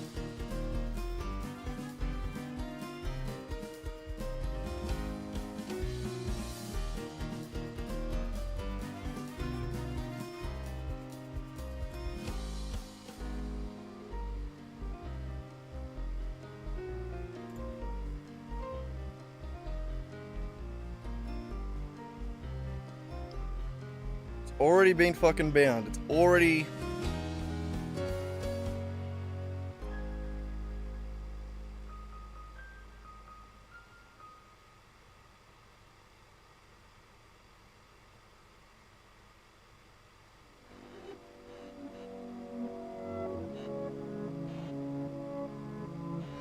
Oh my god, is that actually it? Holy shit.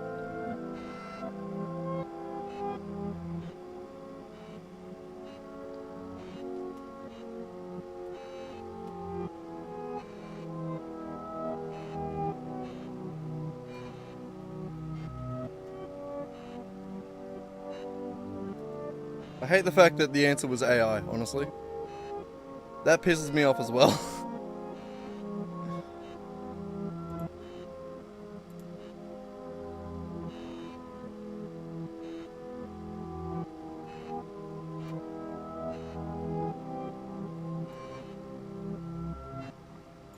Is this a thing? I don't trust this.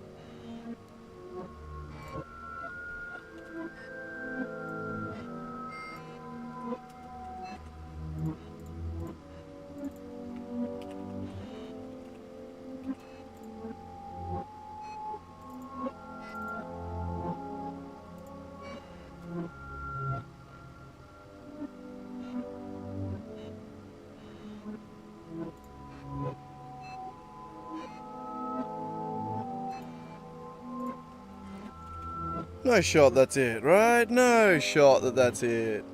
God damn it, why can't I type? There, thank you.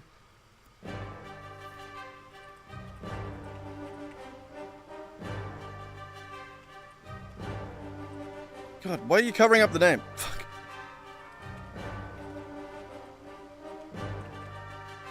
Oh, shit.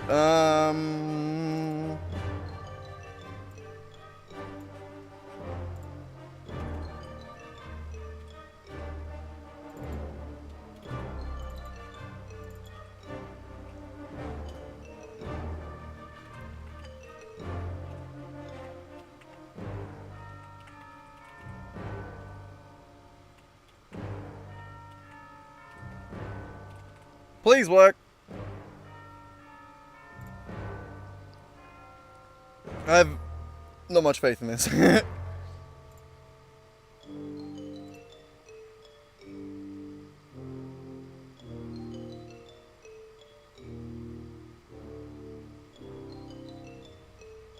Okay, where are you mad at?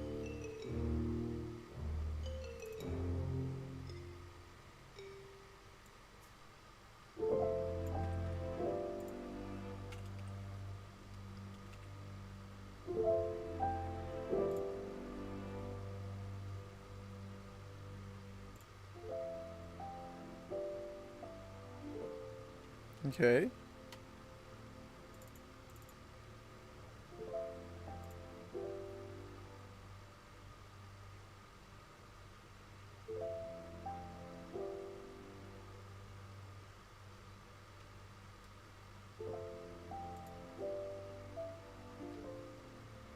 What?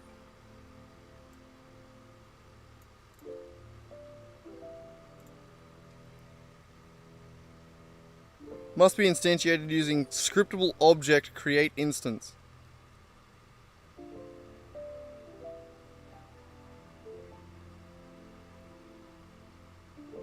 Why is this so hard? Why is this so fucking hard?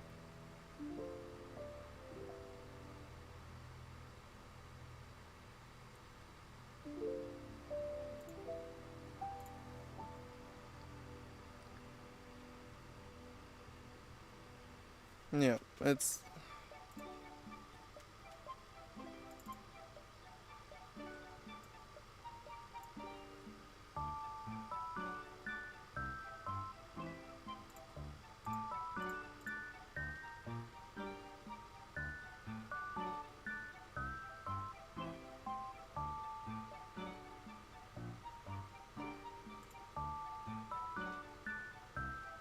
So this needs to be scriptable object dot create instance.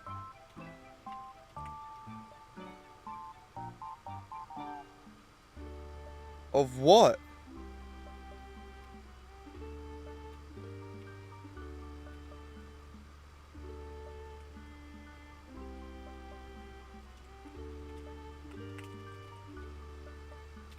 Action asset like that?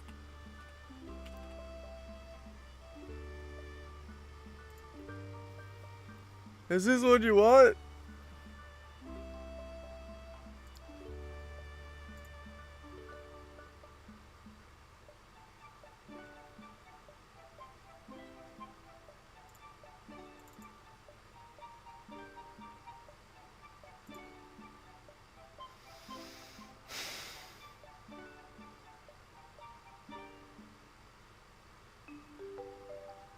Why is it not just as simple as fucking have a reference to this script right here and then just have a method in here that is on move on fucking everything?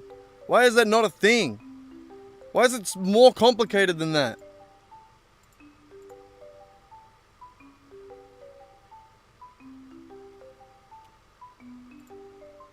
Why can't I just fucking...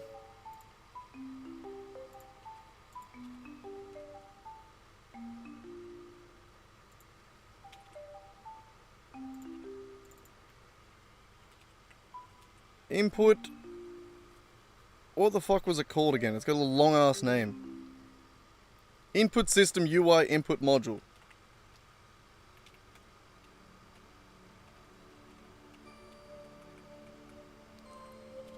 Could I not just do that, inputs, and then just say inputs dot actions asset?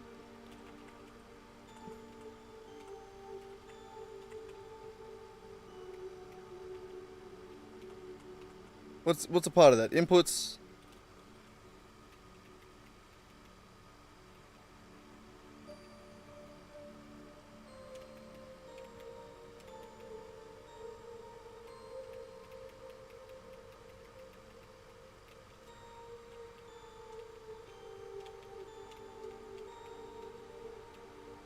Is that literally it? Maybe I shouldn't be coding today. If this is the answer, then I shouldn't be doing this right now.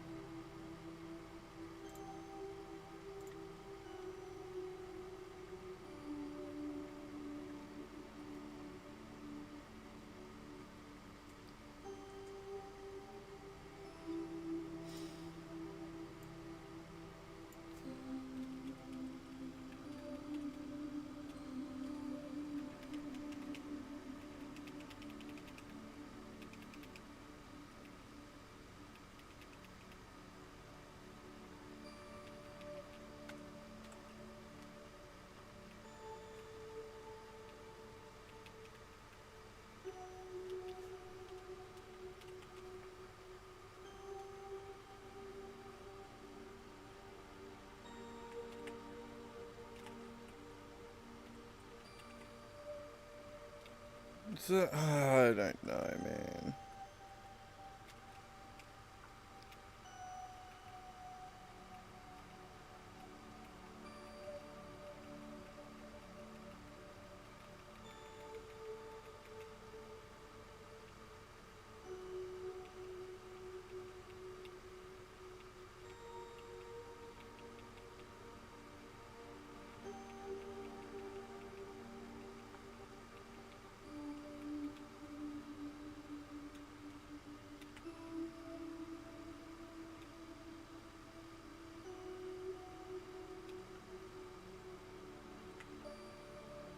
I don't know what the button names are.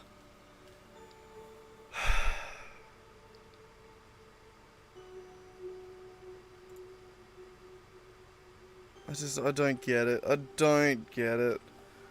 Where the fuck do you access any of it?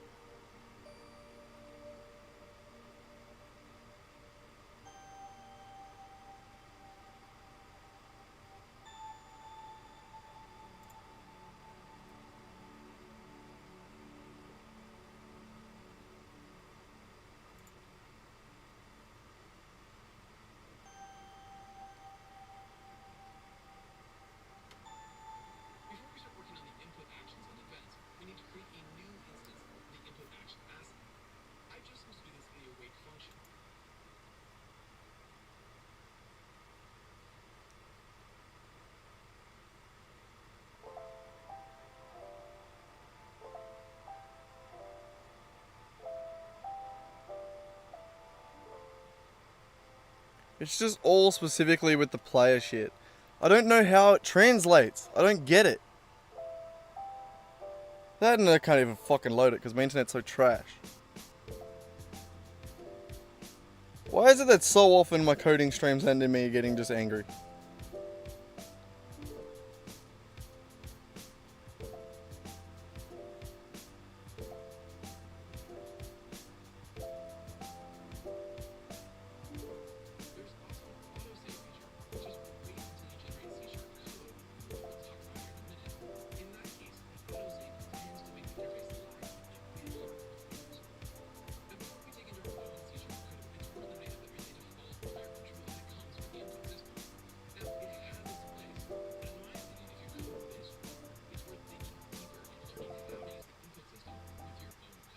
Yeah, I should. I know.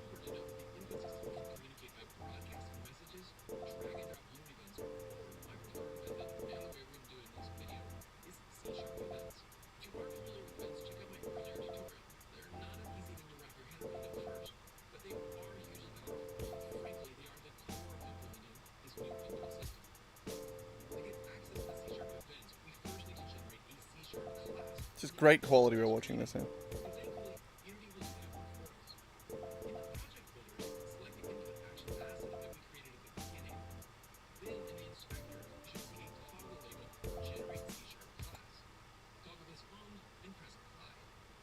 This should create a new C# script in the same location as the input action asset with the same name, unless you change the default settings. Apply. This should create a C# class. Toggle this on.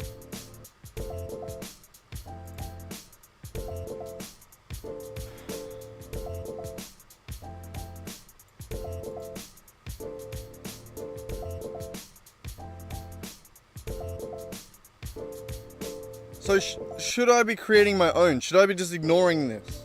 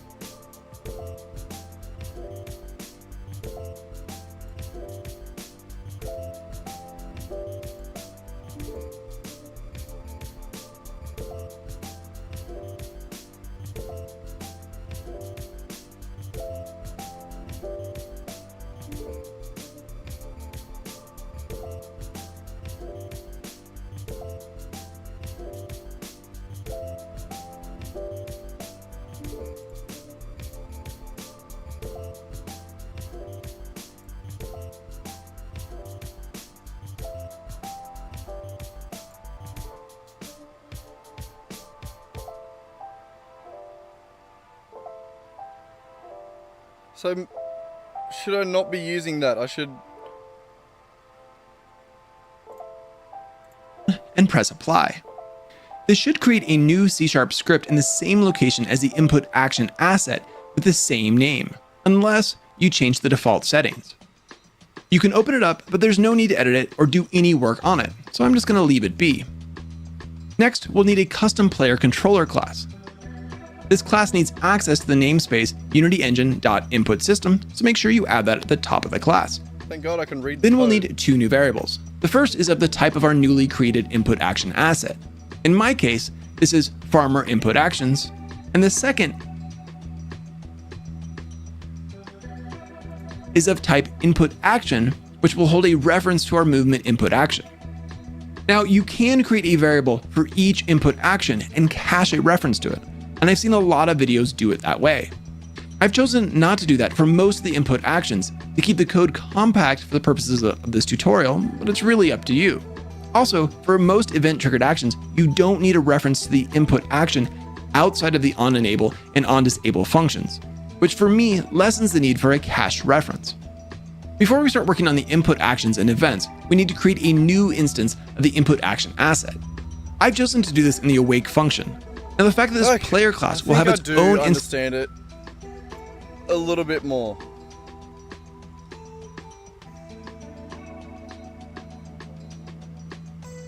Alright, yeah. So what I need to do, instead of... I shouldn't even be using like these player input mod, like the ones that already exist.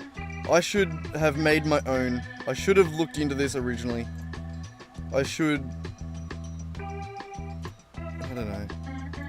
I should. So, input system. We're going to create another input asset. Somewhere. Where the fuck's that? There's a lot of shit on this list.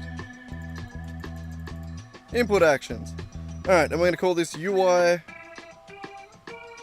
controls.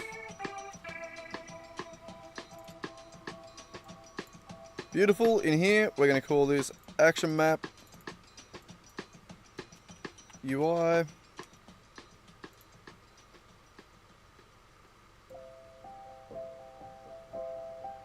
Should I have this all as one? Hang on. Player.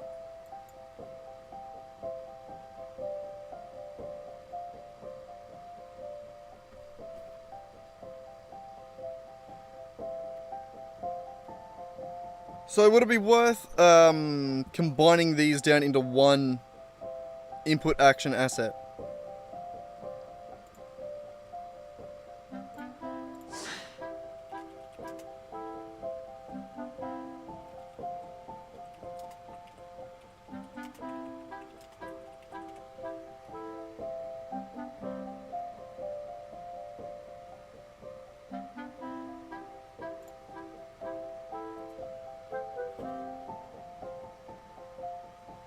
I know what it is. I wonder if there's like a best practices for it.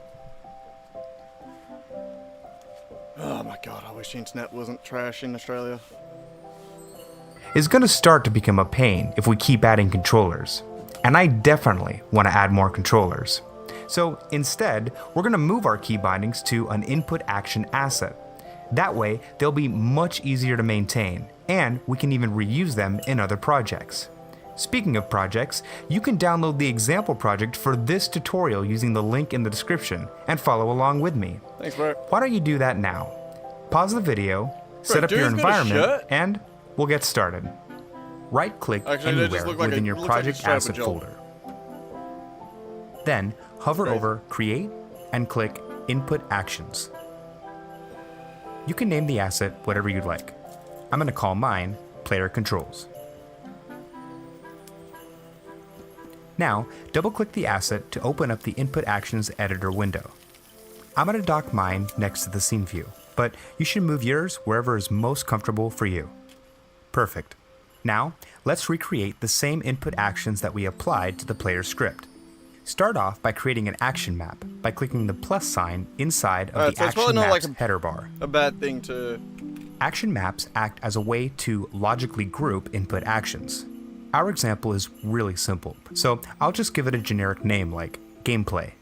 But other, more complicated games like Red Dead Redemption 2 might have multiple action maps for different scenarios, like combat, riding a horse, or crafting. Now we can begin to add our bindings. Okay. I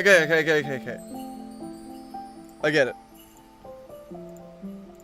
So UI is going to have a few different things. One of them that I want is going to be navigate. Alright, and that is going to be...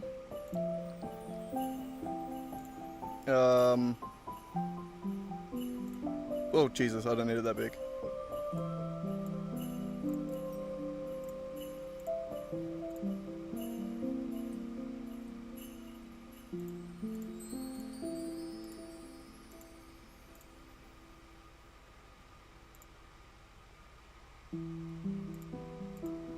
How do I make it like an axis thing?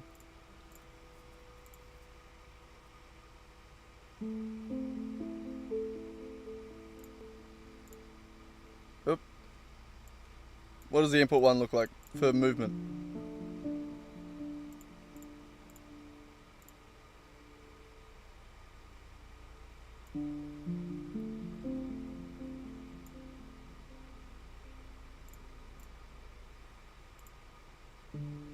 Okay, so that doesn't matter. Add binding.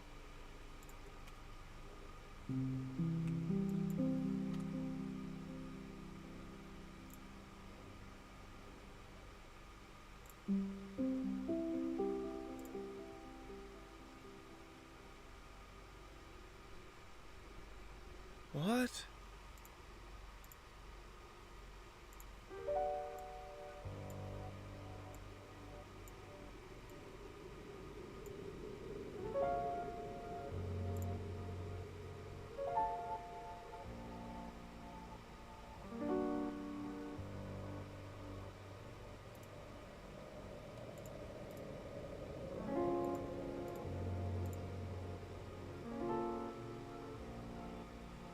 I don't get it.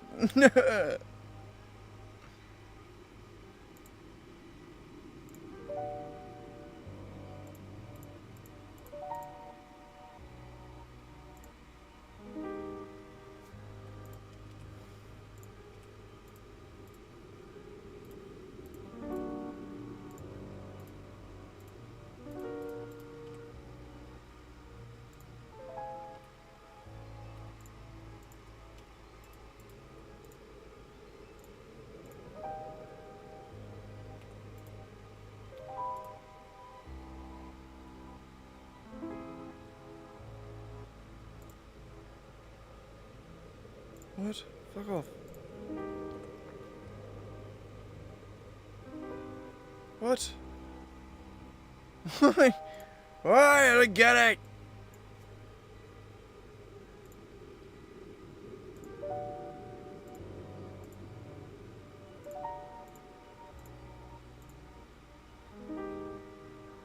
Oh my god, is this it? Okay, is this what I'm looking for? Vect 2. Okay. Value, vector 2. Got it. WASD. And how do I give that... that? Other? No.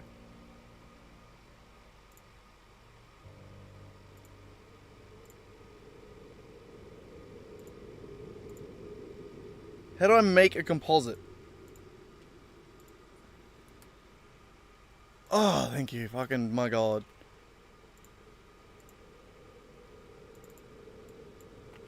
Arrow keys.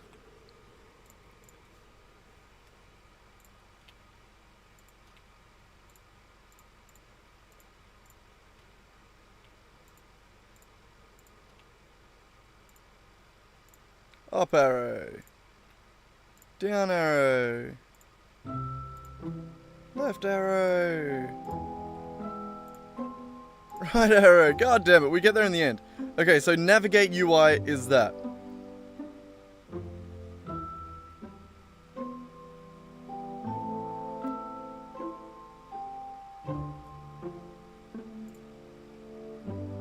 Right, we're gonna keep that for now.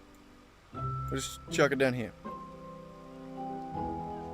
Who are you whinging at, Racky boy? So then we need to Click add on the that. plus sign inside of the action field in the player and select Air property, the input release keys that we've inputted. But first, or better yet, just save yourself the headache and enable autosave. Now, Go ahead and open the player script in your code editor. We're going to create a private serialized input action asset field. I'm just going to add a space attribute that serialized input control your code editor. We're going to need to expose a field for our new player controls asset so we can begin working with it. Create a private serialized input action asset field. I'm going to call mine player controls. And for the sake of readability, I'm just going to add a space attribute that I'll get rid of later.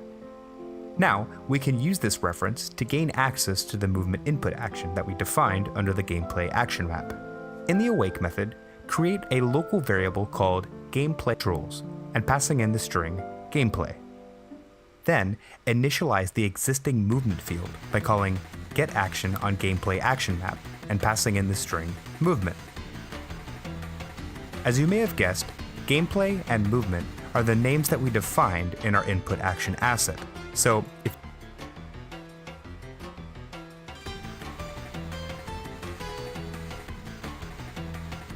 Okay.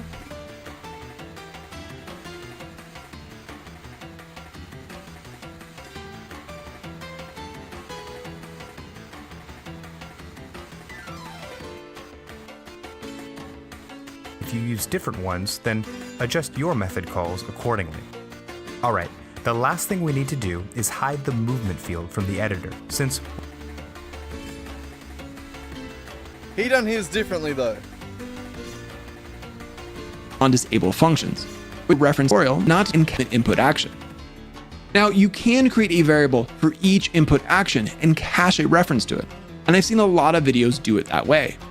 I've chosen not to do that for most of the input actions to keep the code compact for the purposes of this tutorial, but to do that for cache action. Okay, I want to try to do it his way. So, what he's done is now that he's created that, we've got that. Okay, good. UI controls. We go here, generate C class script, apply that.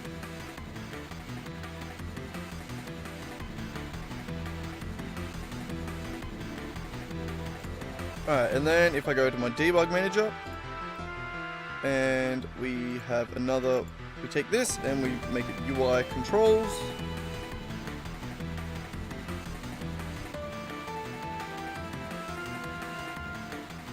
Controls is a better name.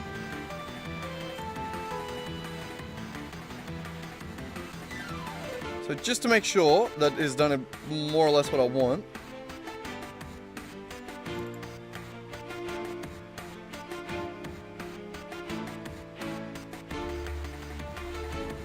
Okay,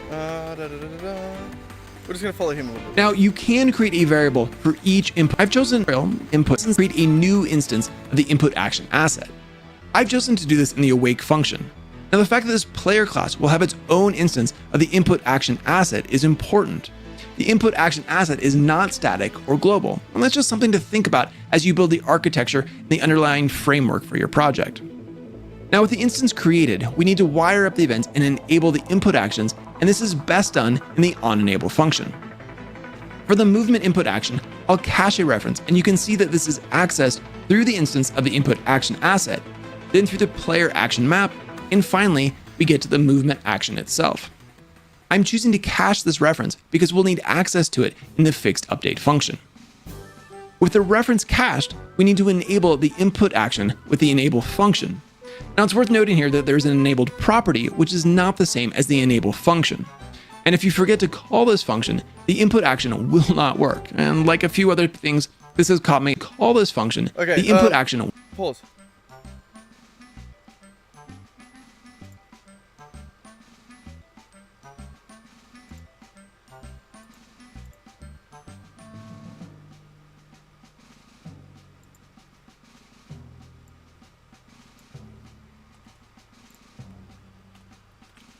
Input, action, and we're going to call it navigation.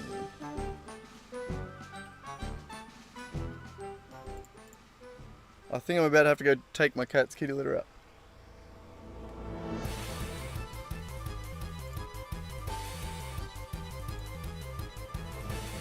Alright. God damn, that stinks, bro. Holy fuck, you're not even done yet. God damn, I'll be back.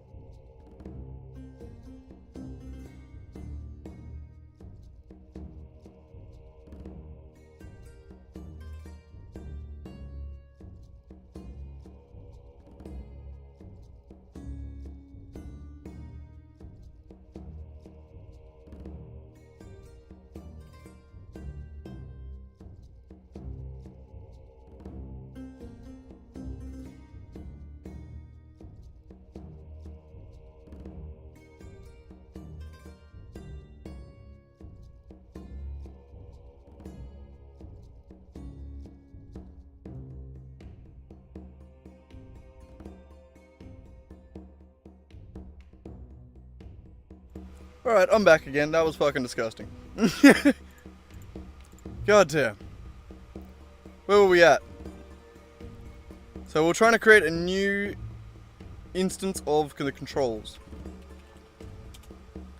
Equals new UI controls. And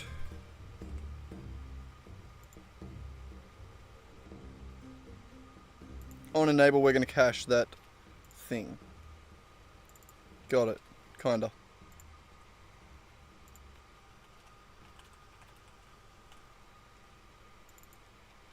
Alright, we'll figure this out. We're gonna get there. Okay, so. What did he do again? Movement equals blah blah blah blah blah. And then enabled. So, we're gonna say navigation equals what was it? Controls dot, what did I call it? UI dot navigate.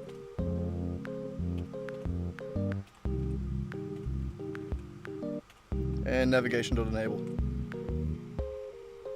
So will not work, and like a few other things, this has caught me out more than a few times.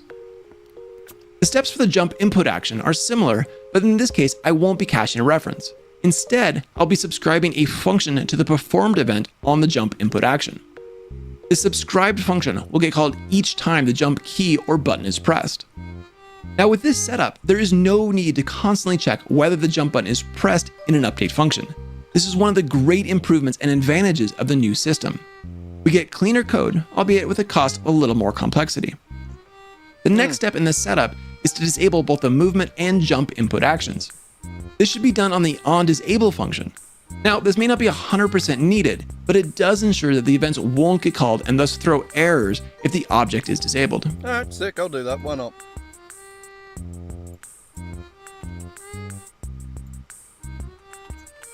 Nope.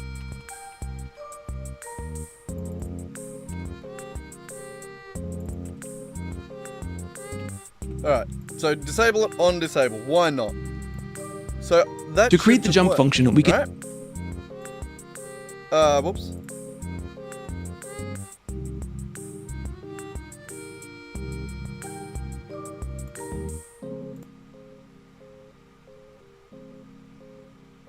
I think everything's working. God. Okay, so what we'll do is just say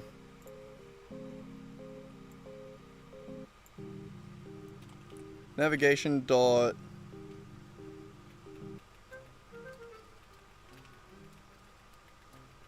is there like a performed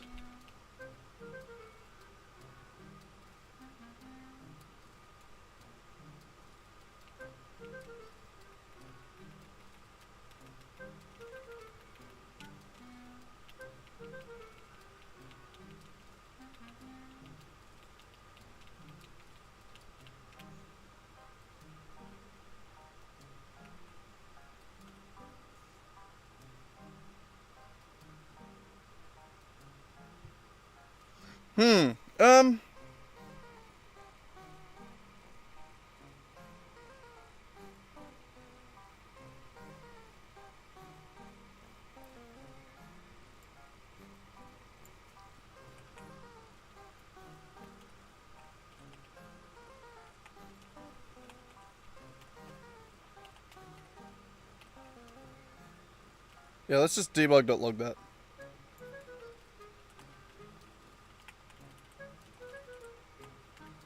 Let's just do that.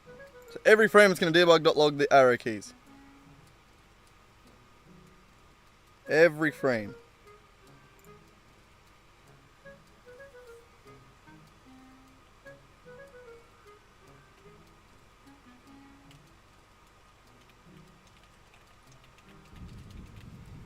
Okay, so we want to do that slightly different.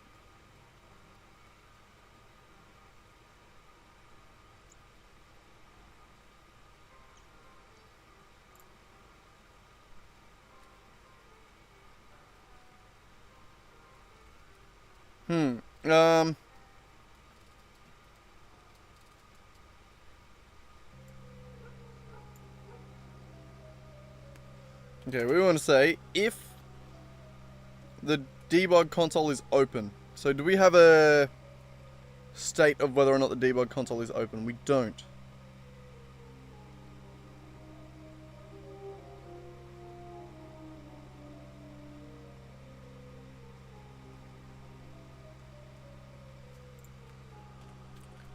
Bool console active equals false. It's already going to initiate to false. Alright.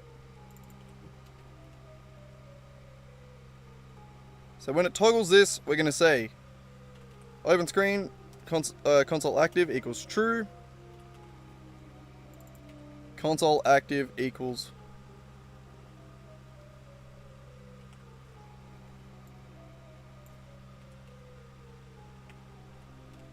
fuck.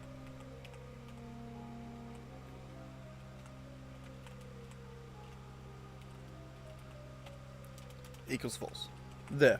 Alright. So now we know what state the console's in. So we're just going to say if not console active, then return. And then we'll say if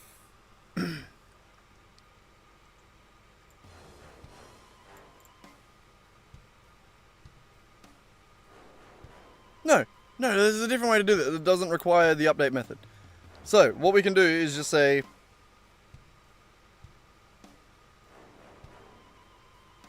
what were the states of the input action again?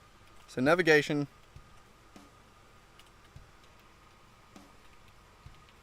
cancelled, performed, and started.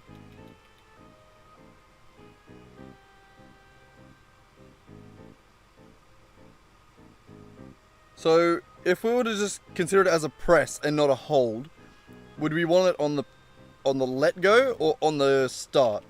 We're going to just say start for now. So what I'm going to do is just say void handle navigation input.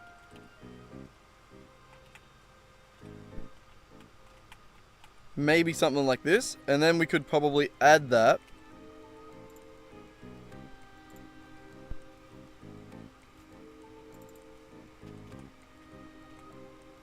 So in the same way that he has done it here, where he adds do jump to the performed. Okay, he does it on enable. That's fine, we can do that. We'll say on enable navigation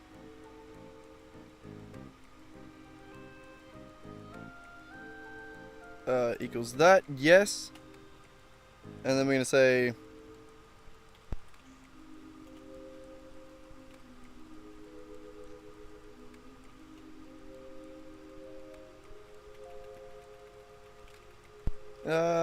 started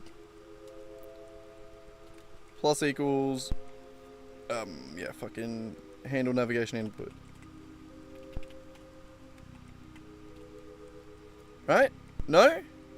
Not quite? What did I miss?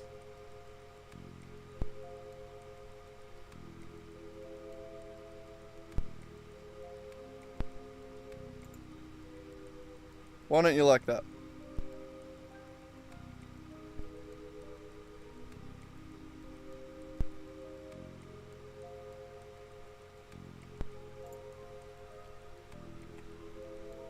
What is that needing?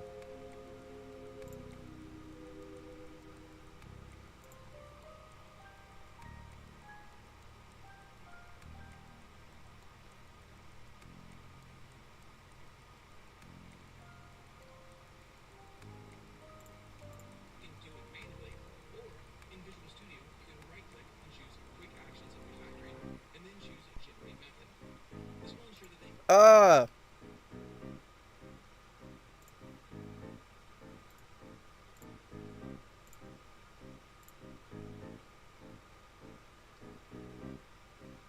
Beautiful.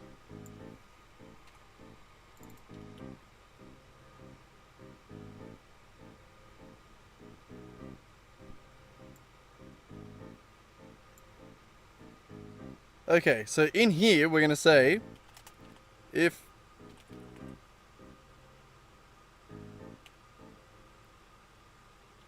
Actually, we're not even going to do that. We're just going to say exactly what it did down before. Ah, fuck. Debug.log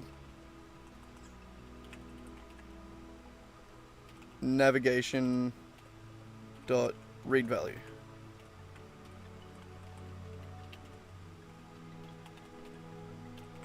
Alright, so that should now give it to us on one frame when we first press it.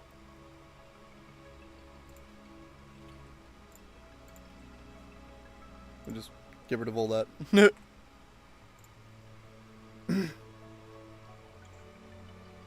God. Who would have thought this would be the hard part, you know?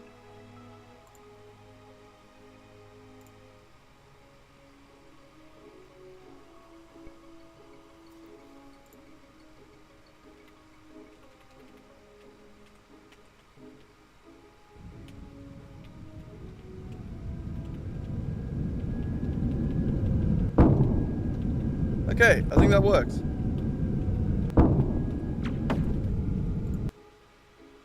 I think that works.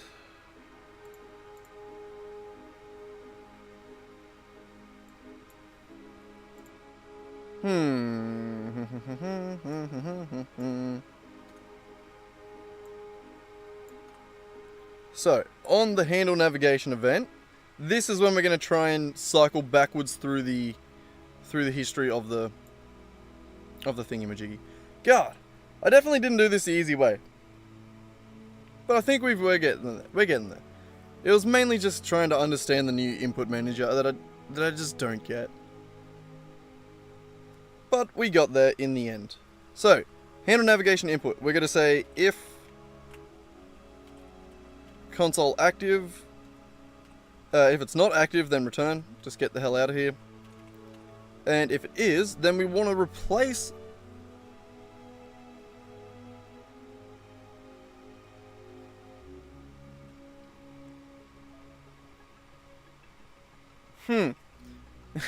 we want to look back through the history, basically. So for that, we need to know when we're at, where we're at within the history. So we're going to say int current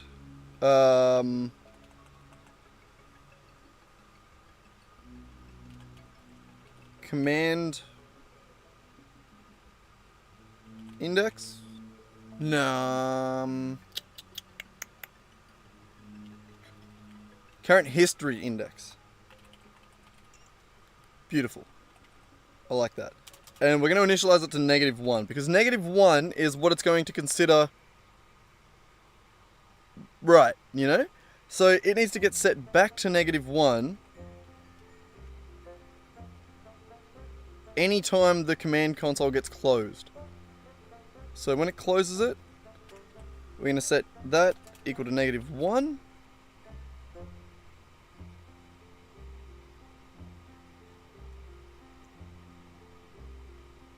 Actually, no, we're going to set it when it opens. My bad.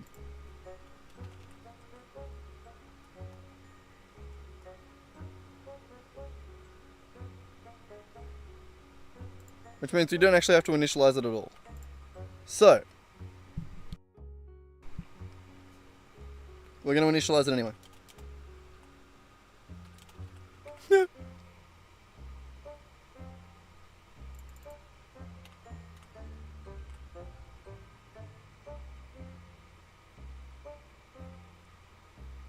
Okay, I'm figuring this out.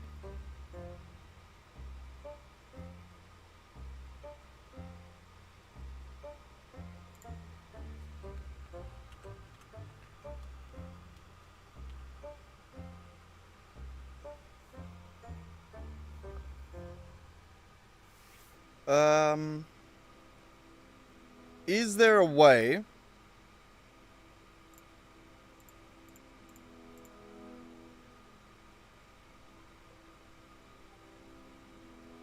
I don't need the X axis. I don't need the left and right. But I've kept it anyway. Just cause. Alright, so what I'm going to do is we're going to say float. Actually, no, int, sorry.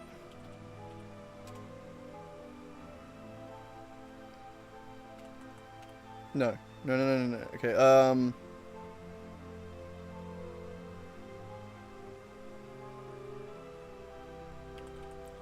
current history index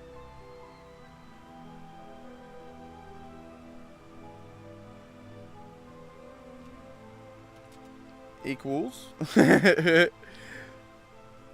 so if we press the up button, we want to go back in, we want to go up one basically. So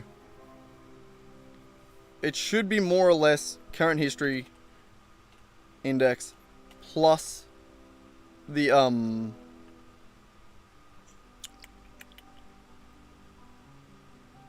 navigation value.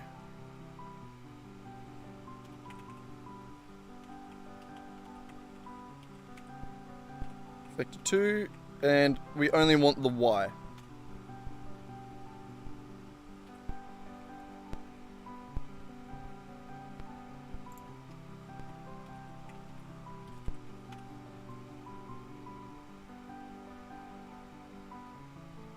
Yep.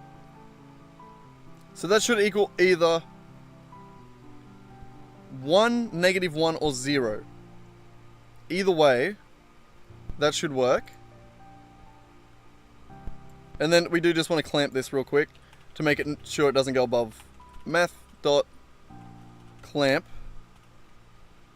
So we're going to clamp that between -1 and however many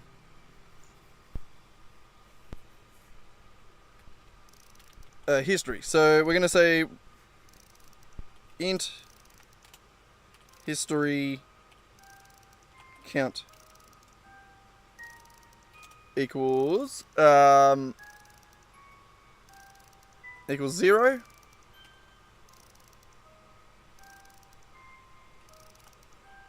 Actually no, it's going to equal -1.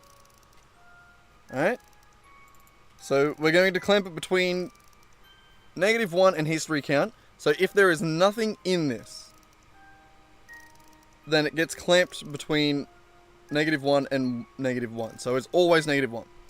If there is one thing in history count, it'll get, we need to say right here. So if there is one thing in the, what is it called again?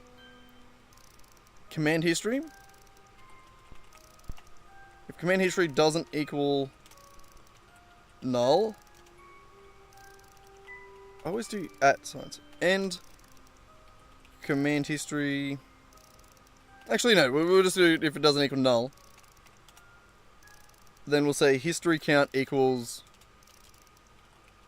command history dot count -1. So if there is one thing in here, then this will equal 0. It'll clamp it between -1 and 0. Okay, and then we can use that index to access the thing.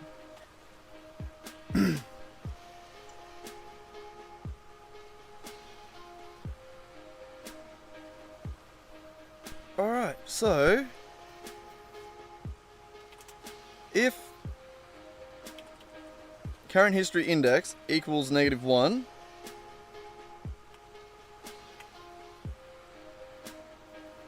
then we basically set input to nothing. We set it empty. Where is it? What's the... Oh, it's literally just input.text. Input.text equals nothing. Alright? Else, if it's literally anything other than -1, then we set input.text equal to command history current history index.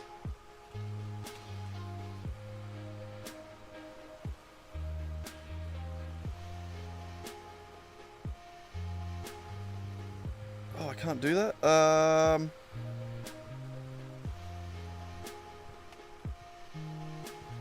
Shit. Oh, because stacks are...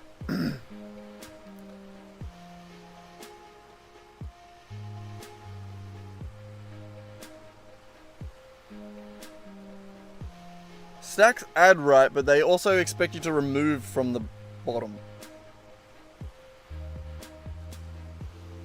Okay, fine. We'll make it a list and then just change our math a little bit. That's fine. List is probably the way that should be anyway. So make it a list and back to add. So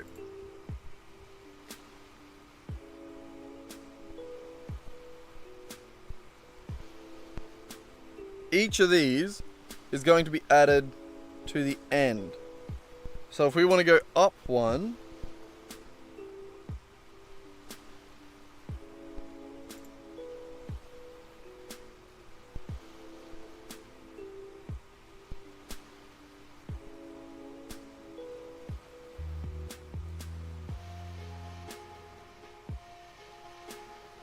oh fuck, that really changes the math a lot.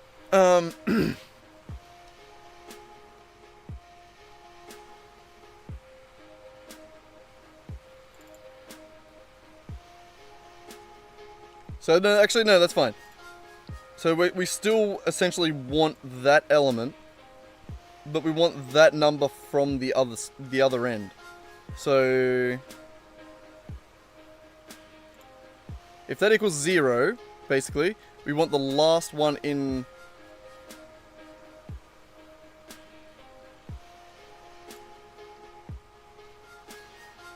Yeah.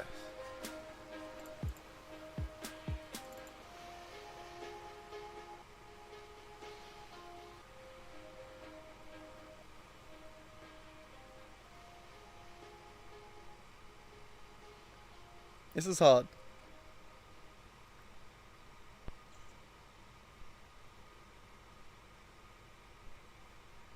So that'll be -1 now if history index is, if there's no history to do, right? That's right. And then if we want the last one, it'll be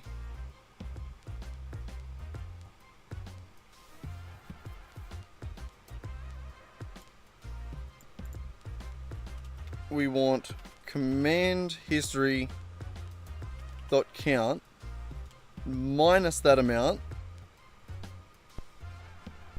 but we want that to be from 0 up, and count is always one more, so we need to minus an extra 1 off that, I believe, in a thing called love. Please hope that works. Oh fuck, I don't think yeah, maybe that just works. So tab, we're gonna say hello, enter. If I press up, holy fuck, and down, up, hello, bitch, hello, nothing. Oh my god, I did it right. And then if I say hello, bitch, it debugs it. Oh, actually, it just,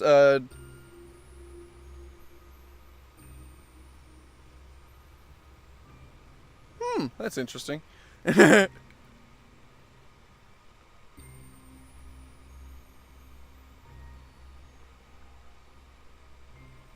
Right, because it's considering each string. That's okay. That's really not a problem. Really not a problem. That was a temporary function that doesn't need to work perfectly anyway. Holy shit, we actually have history. Oh my god, oh my god, oh my god. Alright, and then the last thing that this guy did, hang on, this guy, we have it downloaded, was he added the help function. And we can do that quite easily by adding another thing up here. We're going to say another command, and it's going to just be, actually we're just going to get rid of that one. We're going to call this one help. The help command, help, and help, and help, prints all commands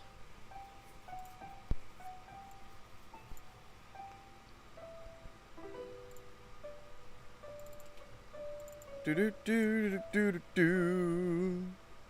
Okay, you're happy. So the help function here, what it's actually going to do is void print all commands. Actually, show help. So it's basically just going to add a bunch of these to history. Well, it's going to add all of these. So what was the way he did it? Options of what they did. Fuck with the scroll view? No, I did mine's slightly different. So all I need to do is yeah, okay.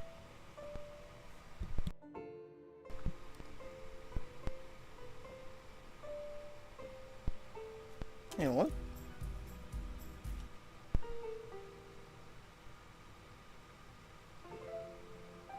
What's he doing the dollar sign for?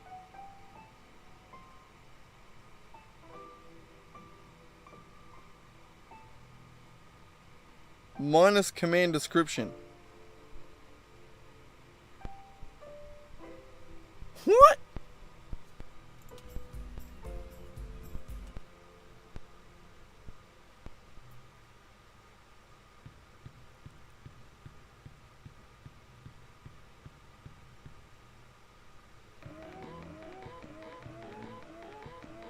Minus.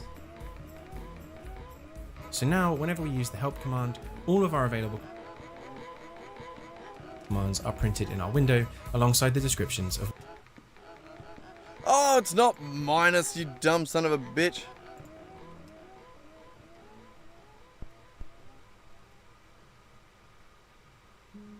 It's just, yeah, no, that's weird because he's done the curly brackets around it. It's considering it just all a string. God, that's weird. But he's not wrong.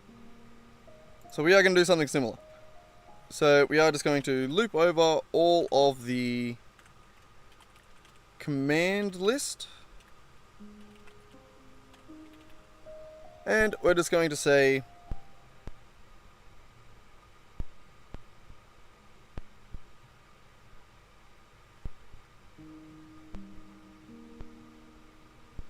we need an actual function that is the debug function. So we're going to say public log. It'll require a whoops. It's also a void string, and it's going to be message.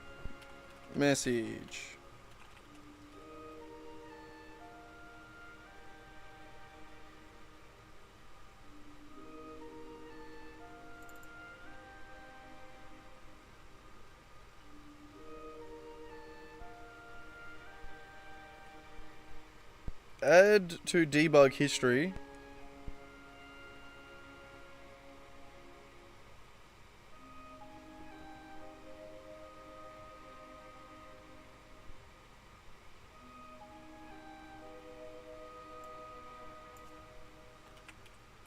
Add current command to history. I want a better function name so that I can remember it. It's just more accurate, you know?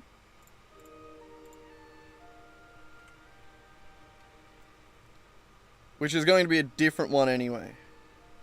But we could combine these two.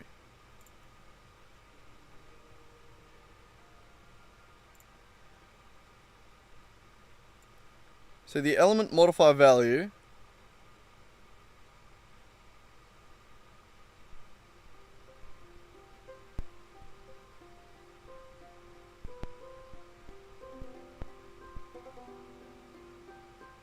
so all of that needs to exist.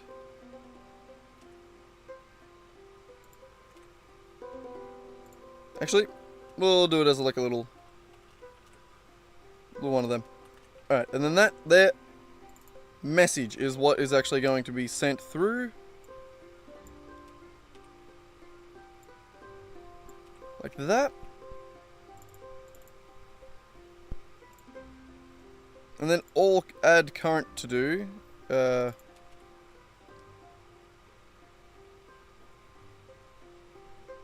It's just, yeah, log input dot text. That's all that's doing.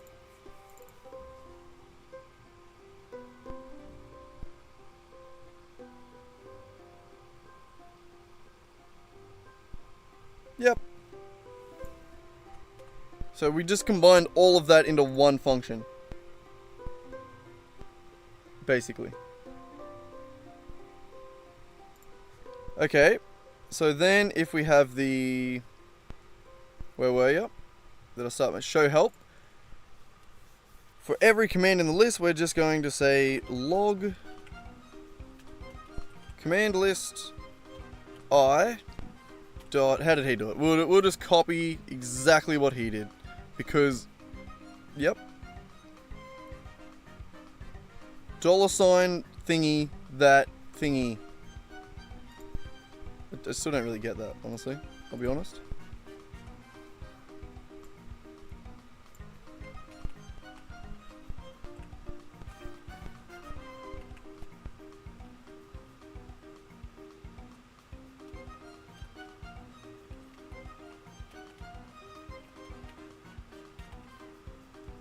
I'll be real, I have no idea how the fuck this works.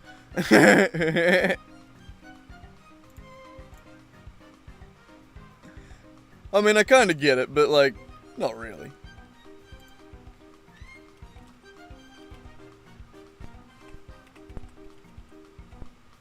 Ah, I better actually cast it, right.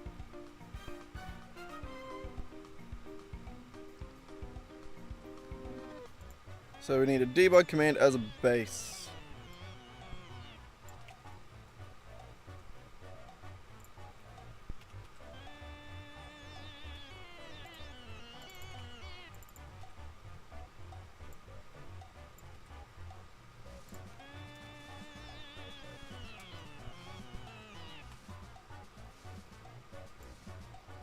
Alright.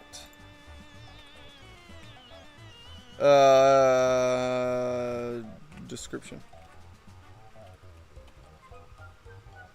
Why does it not like that?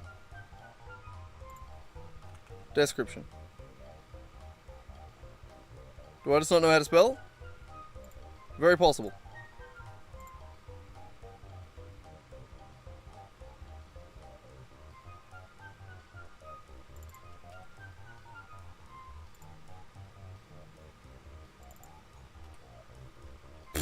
Yep. It didn't give me the hint. It didn't tell me how to do it. But alright. So that should just work.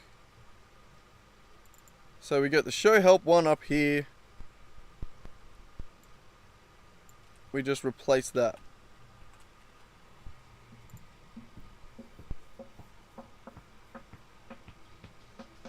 So now, if I go show help, it should just print out the two functions we have.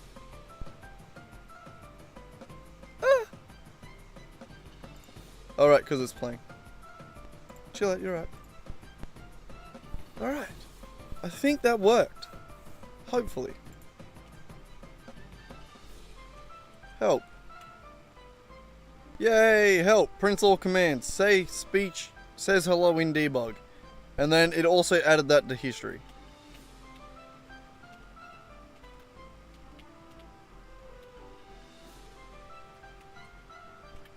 Awesome!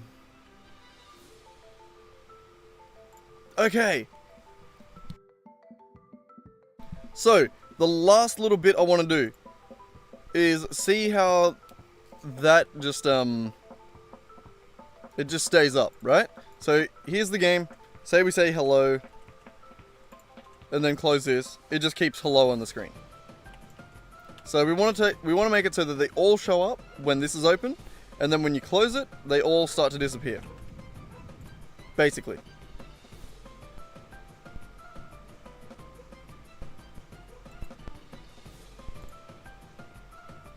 Okay, okay. So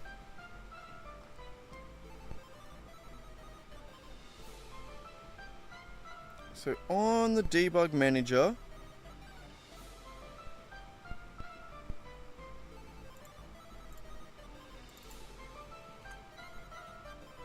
when it closes the screen, you know what, we're just going to make two little other helper functions down here somewhere. Void on debug open.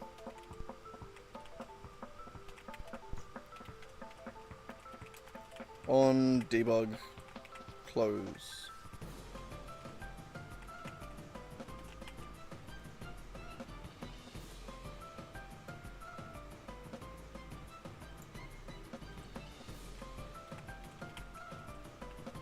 On debug close.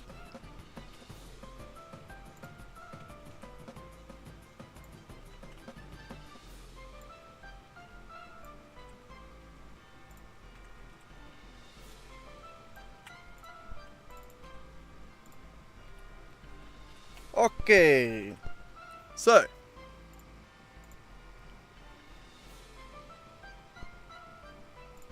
that opens the debug menu. It's beautiful. So on open, we want to show debug history. And on close, we want to hide debug history.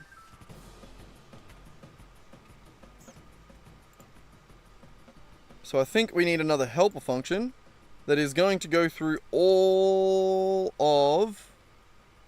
Where are they? Oh, we don't have a list of them. So debug history container. No, we do. We gotta...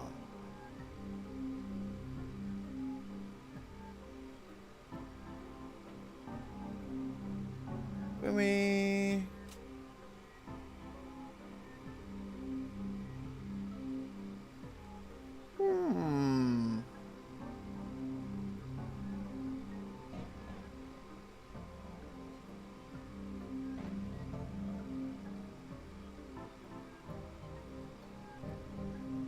So our debug history, or our command history,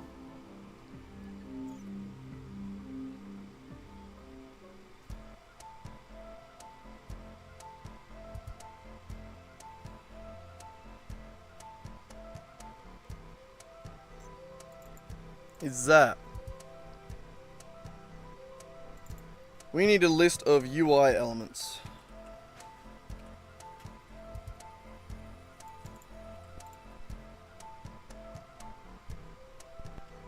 Should we have two lists?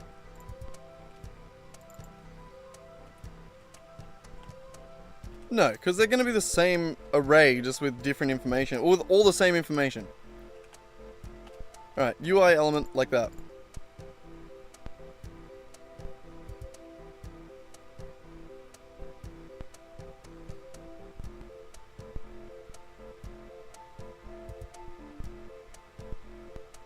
Wait, what?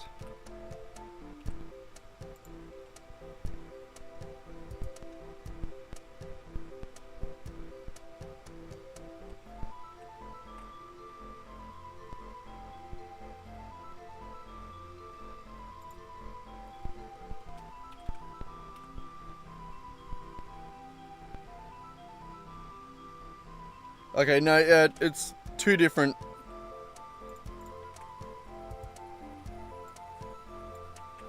Two different things.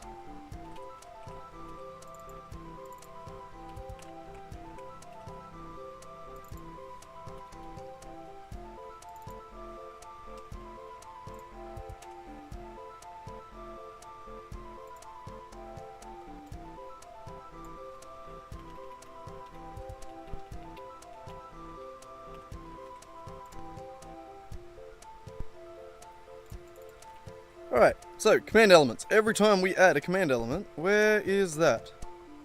Where are you?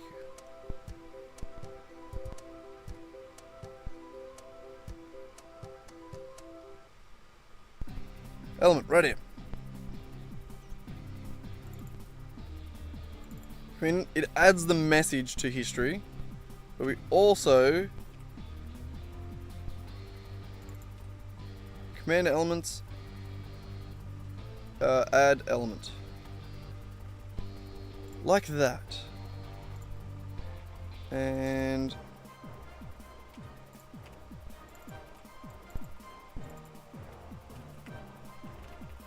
alright.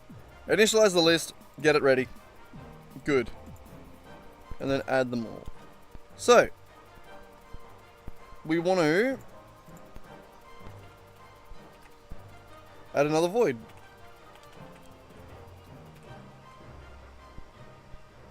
Toggle debug history.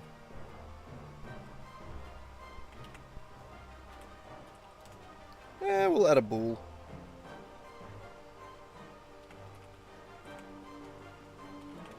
Why not? Okay, so what we want to do is go into all of these UI elements.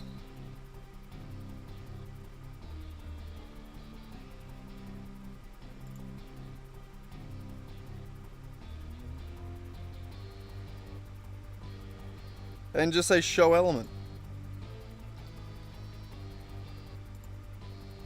Yeah.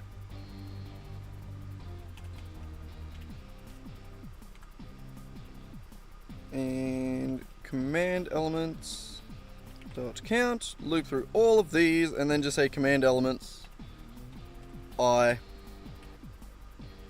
show.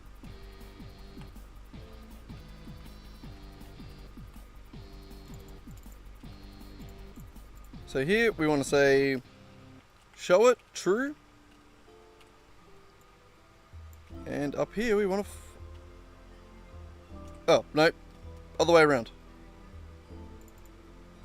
This one's meant to be hide. No, we'll figure it out. That. So that should also work.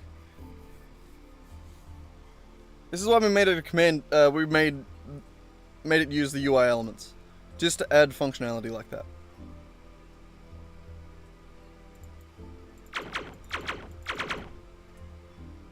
Up.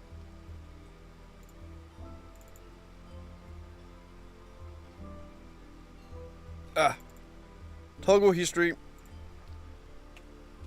If command elements equals null, return.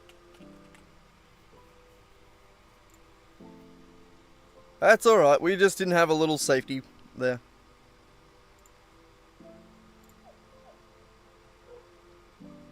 There's something making a weird noise outside. Okay. Hello.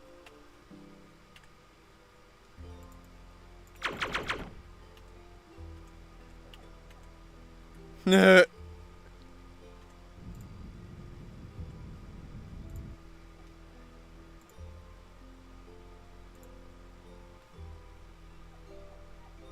Oh, I gotta go see what the fuck that noise is. It sounds like it's like a whinging dog or something.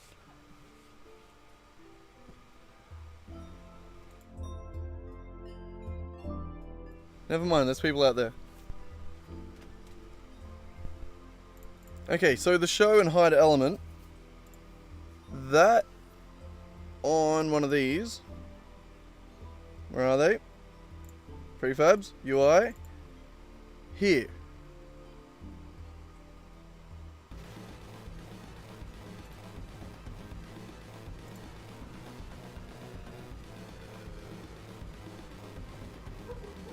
Yeah, no, it's just the dogs barking outside, whinging and being assholes.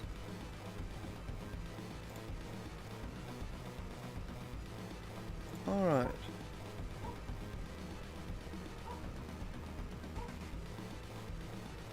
We might have to bloody call it after we get this done. This is taking way longer than I was expecting or hoping.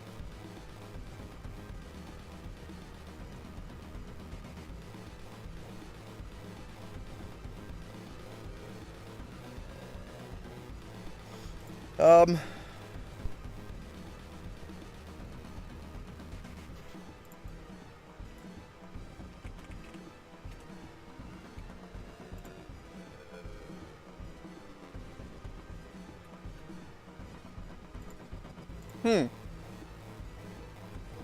I press escape, it's closing it but not closing it.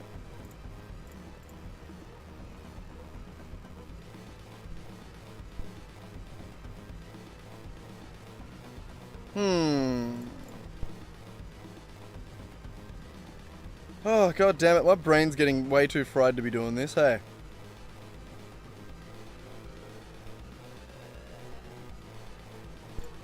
So there's a few things we could do, right? We could move that down a layer. So that was like, this was just like an empty parent. You know what I mean? Or we could modify the UI text element. I don't want to do that. So I'm thinking what we have to do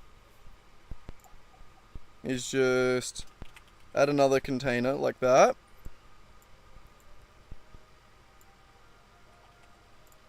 Have this be just the exact thing that the top one is, and then parent it.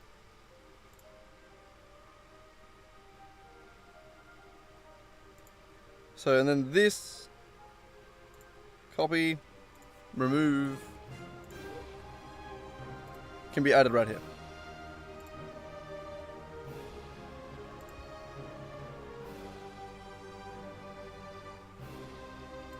So, and then this can be a canvas group. Not interactable, doesn't block raycast. Alright. So that should have actually fixed that. Now they should fade as well. Hello.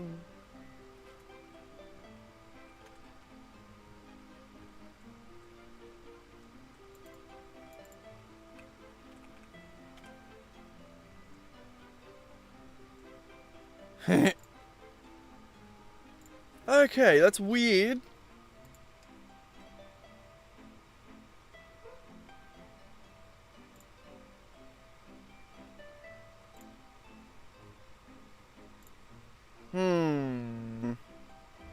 So when it's showing the element again, it's freezing time. So it's the fade canvas group one here. Delta time dot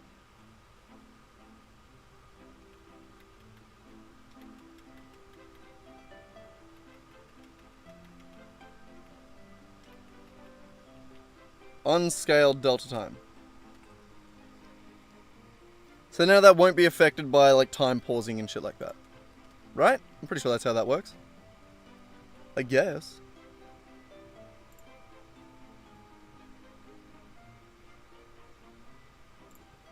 So, hello. Alright, and it comes back. So, one thing I do want to do is just modify the fade duration on it.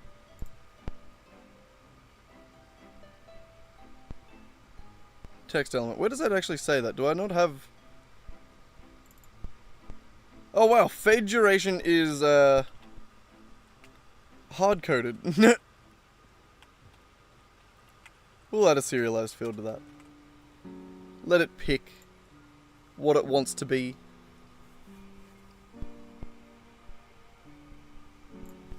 So for that one, we'll just say 0.2. Have it nice and quick.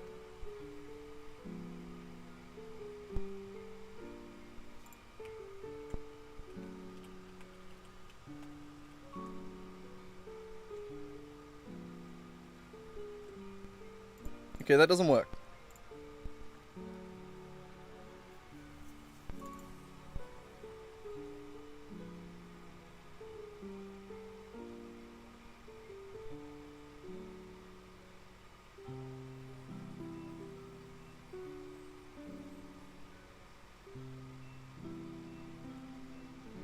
Oh wait, is that different? I didn't do it like that. So if I go 10, then it's faster.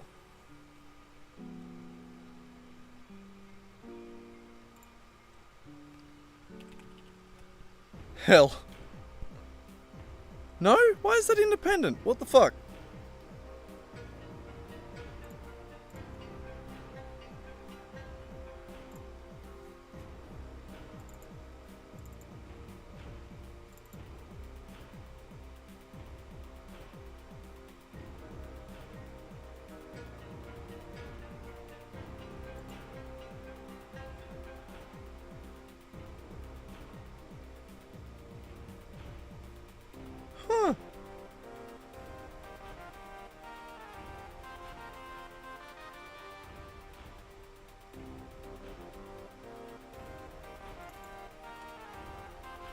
Is that the... No, that's not the unscaled delta time now.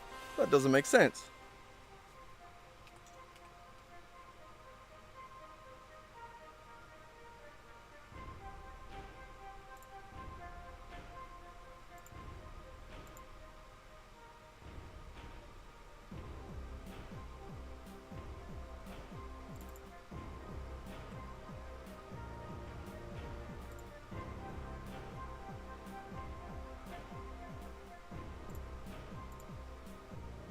That doesn't make sense.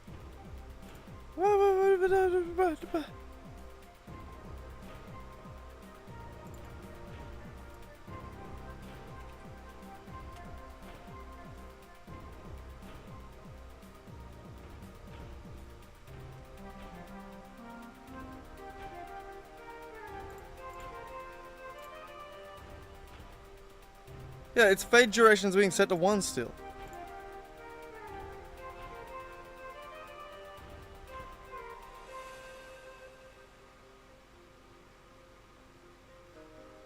Ah.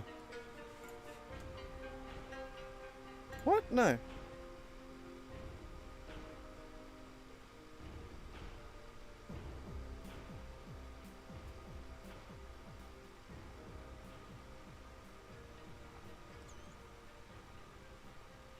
That doesn't make sense. Why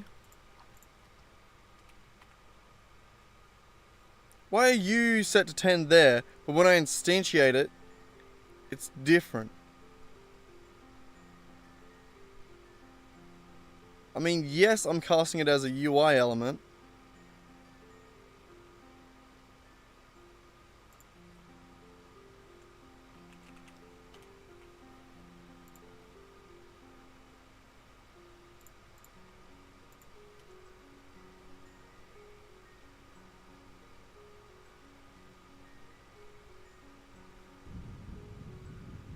Wait, it was 10 and then it got reset.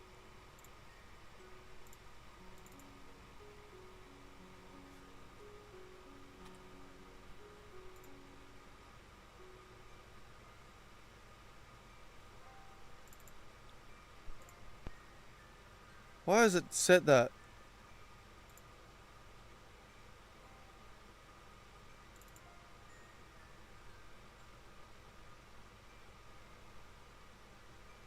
Oh. Because I made it so that you could alter it through code. Oh, look at me! I'm fucking smart. Except for the fact when I can't remember that I was smart in the past. I really need to pee. Show element 10.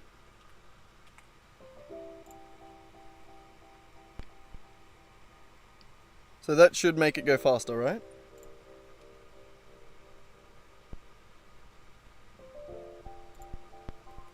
Hello? Better!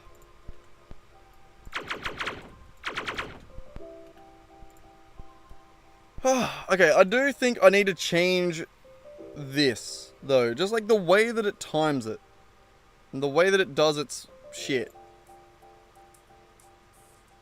But yeah, no, either way, that's where I'm going to call it for this stream, because holy fuck, I thought that was going to be like a quick in and out follower tutorial, be done with it. But that turned into a lot of just trying to figure out how the Unity input system works. It's a dick. Okay, we figured out commands, so we can now say hello, and it'll print hello down the bottom here. We now also have shit like, I don't know. We have shit. We have things. Either way, I really have to go. So, thanks for watching, the 3 people that dropped in. I'm going to stream a little bit more later, because I want to play some Satisfactory. Either way, gotta go. See ya. Thanks for watching.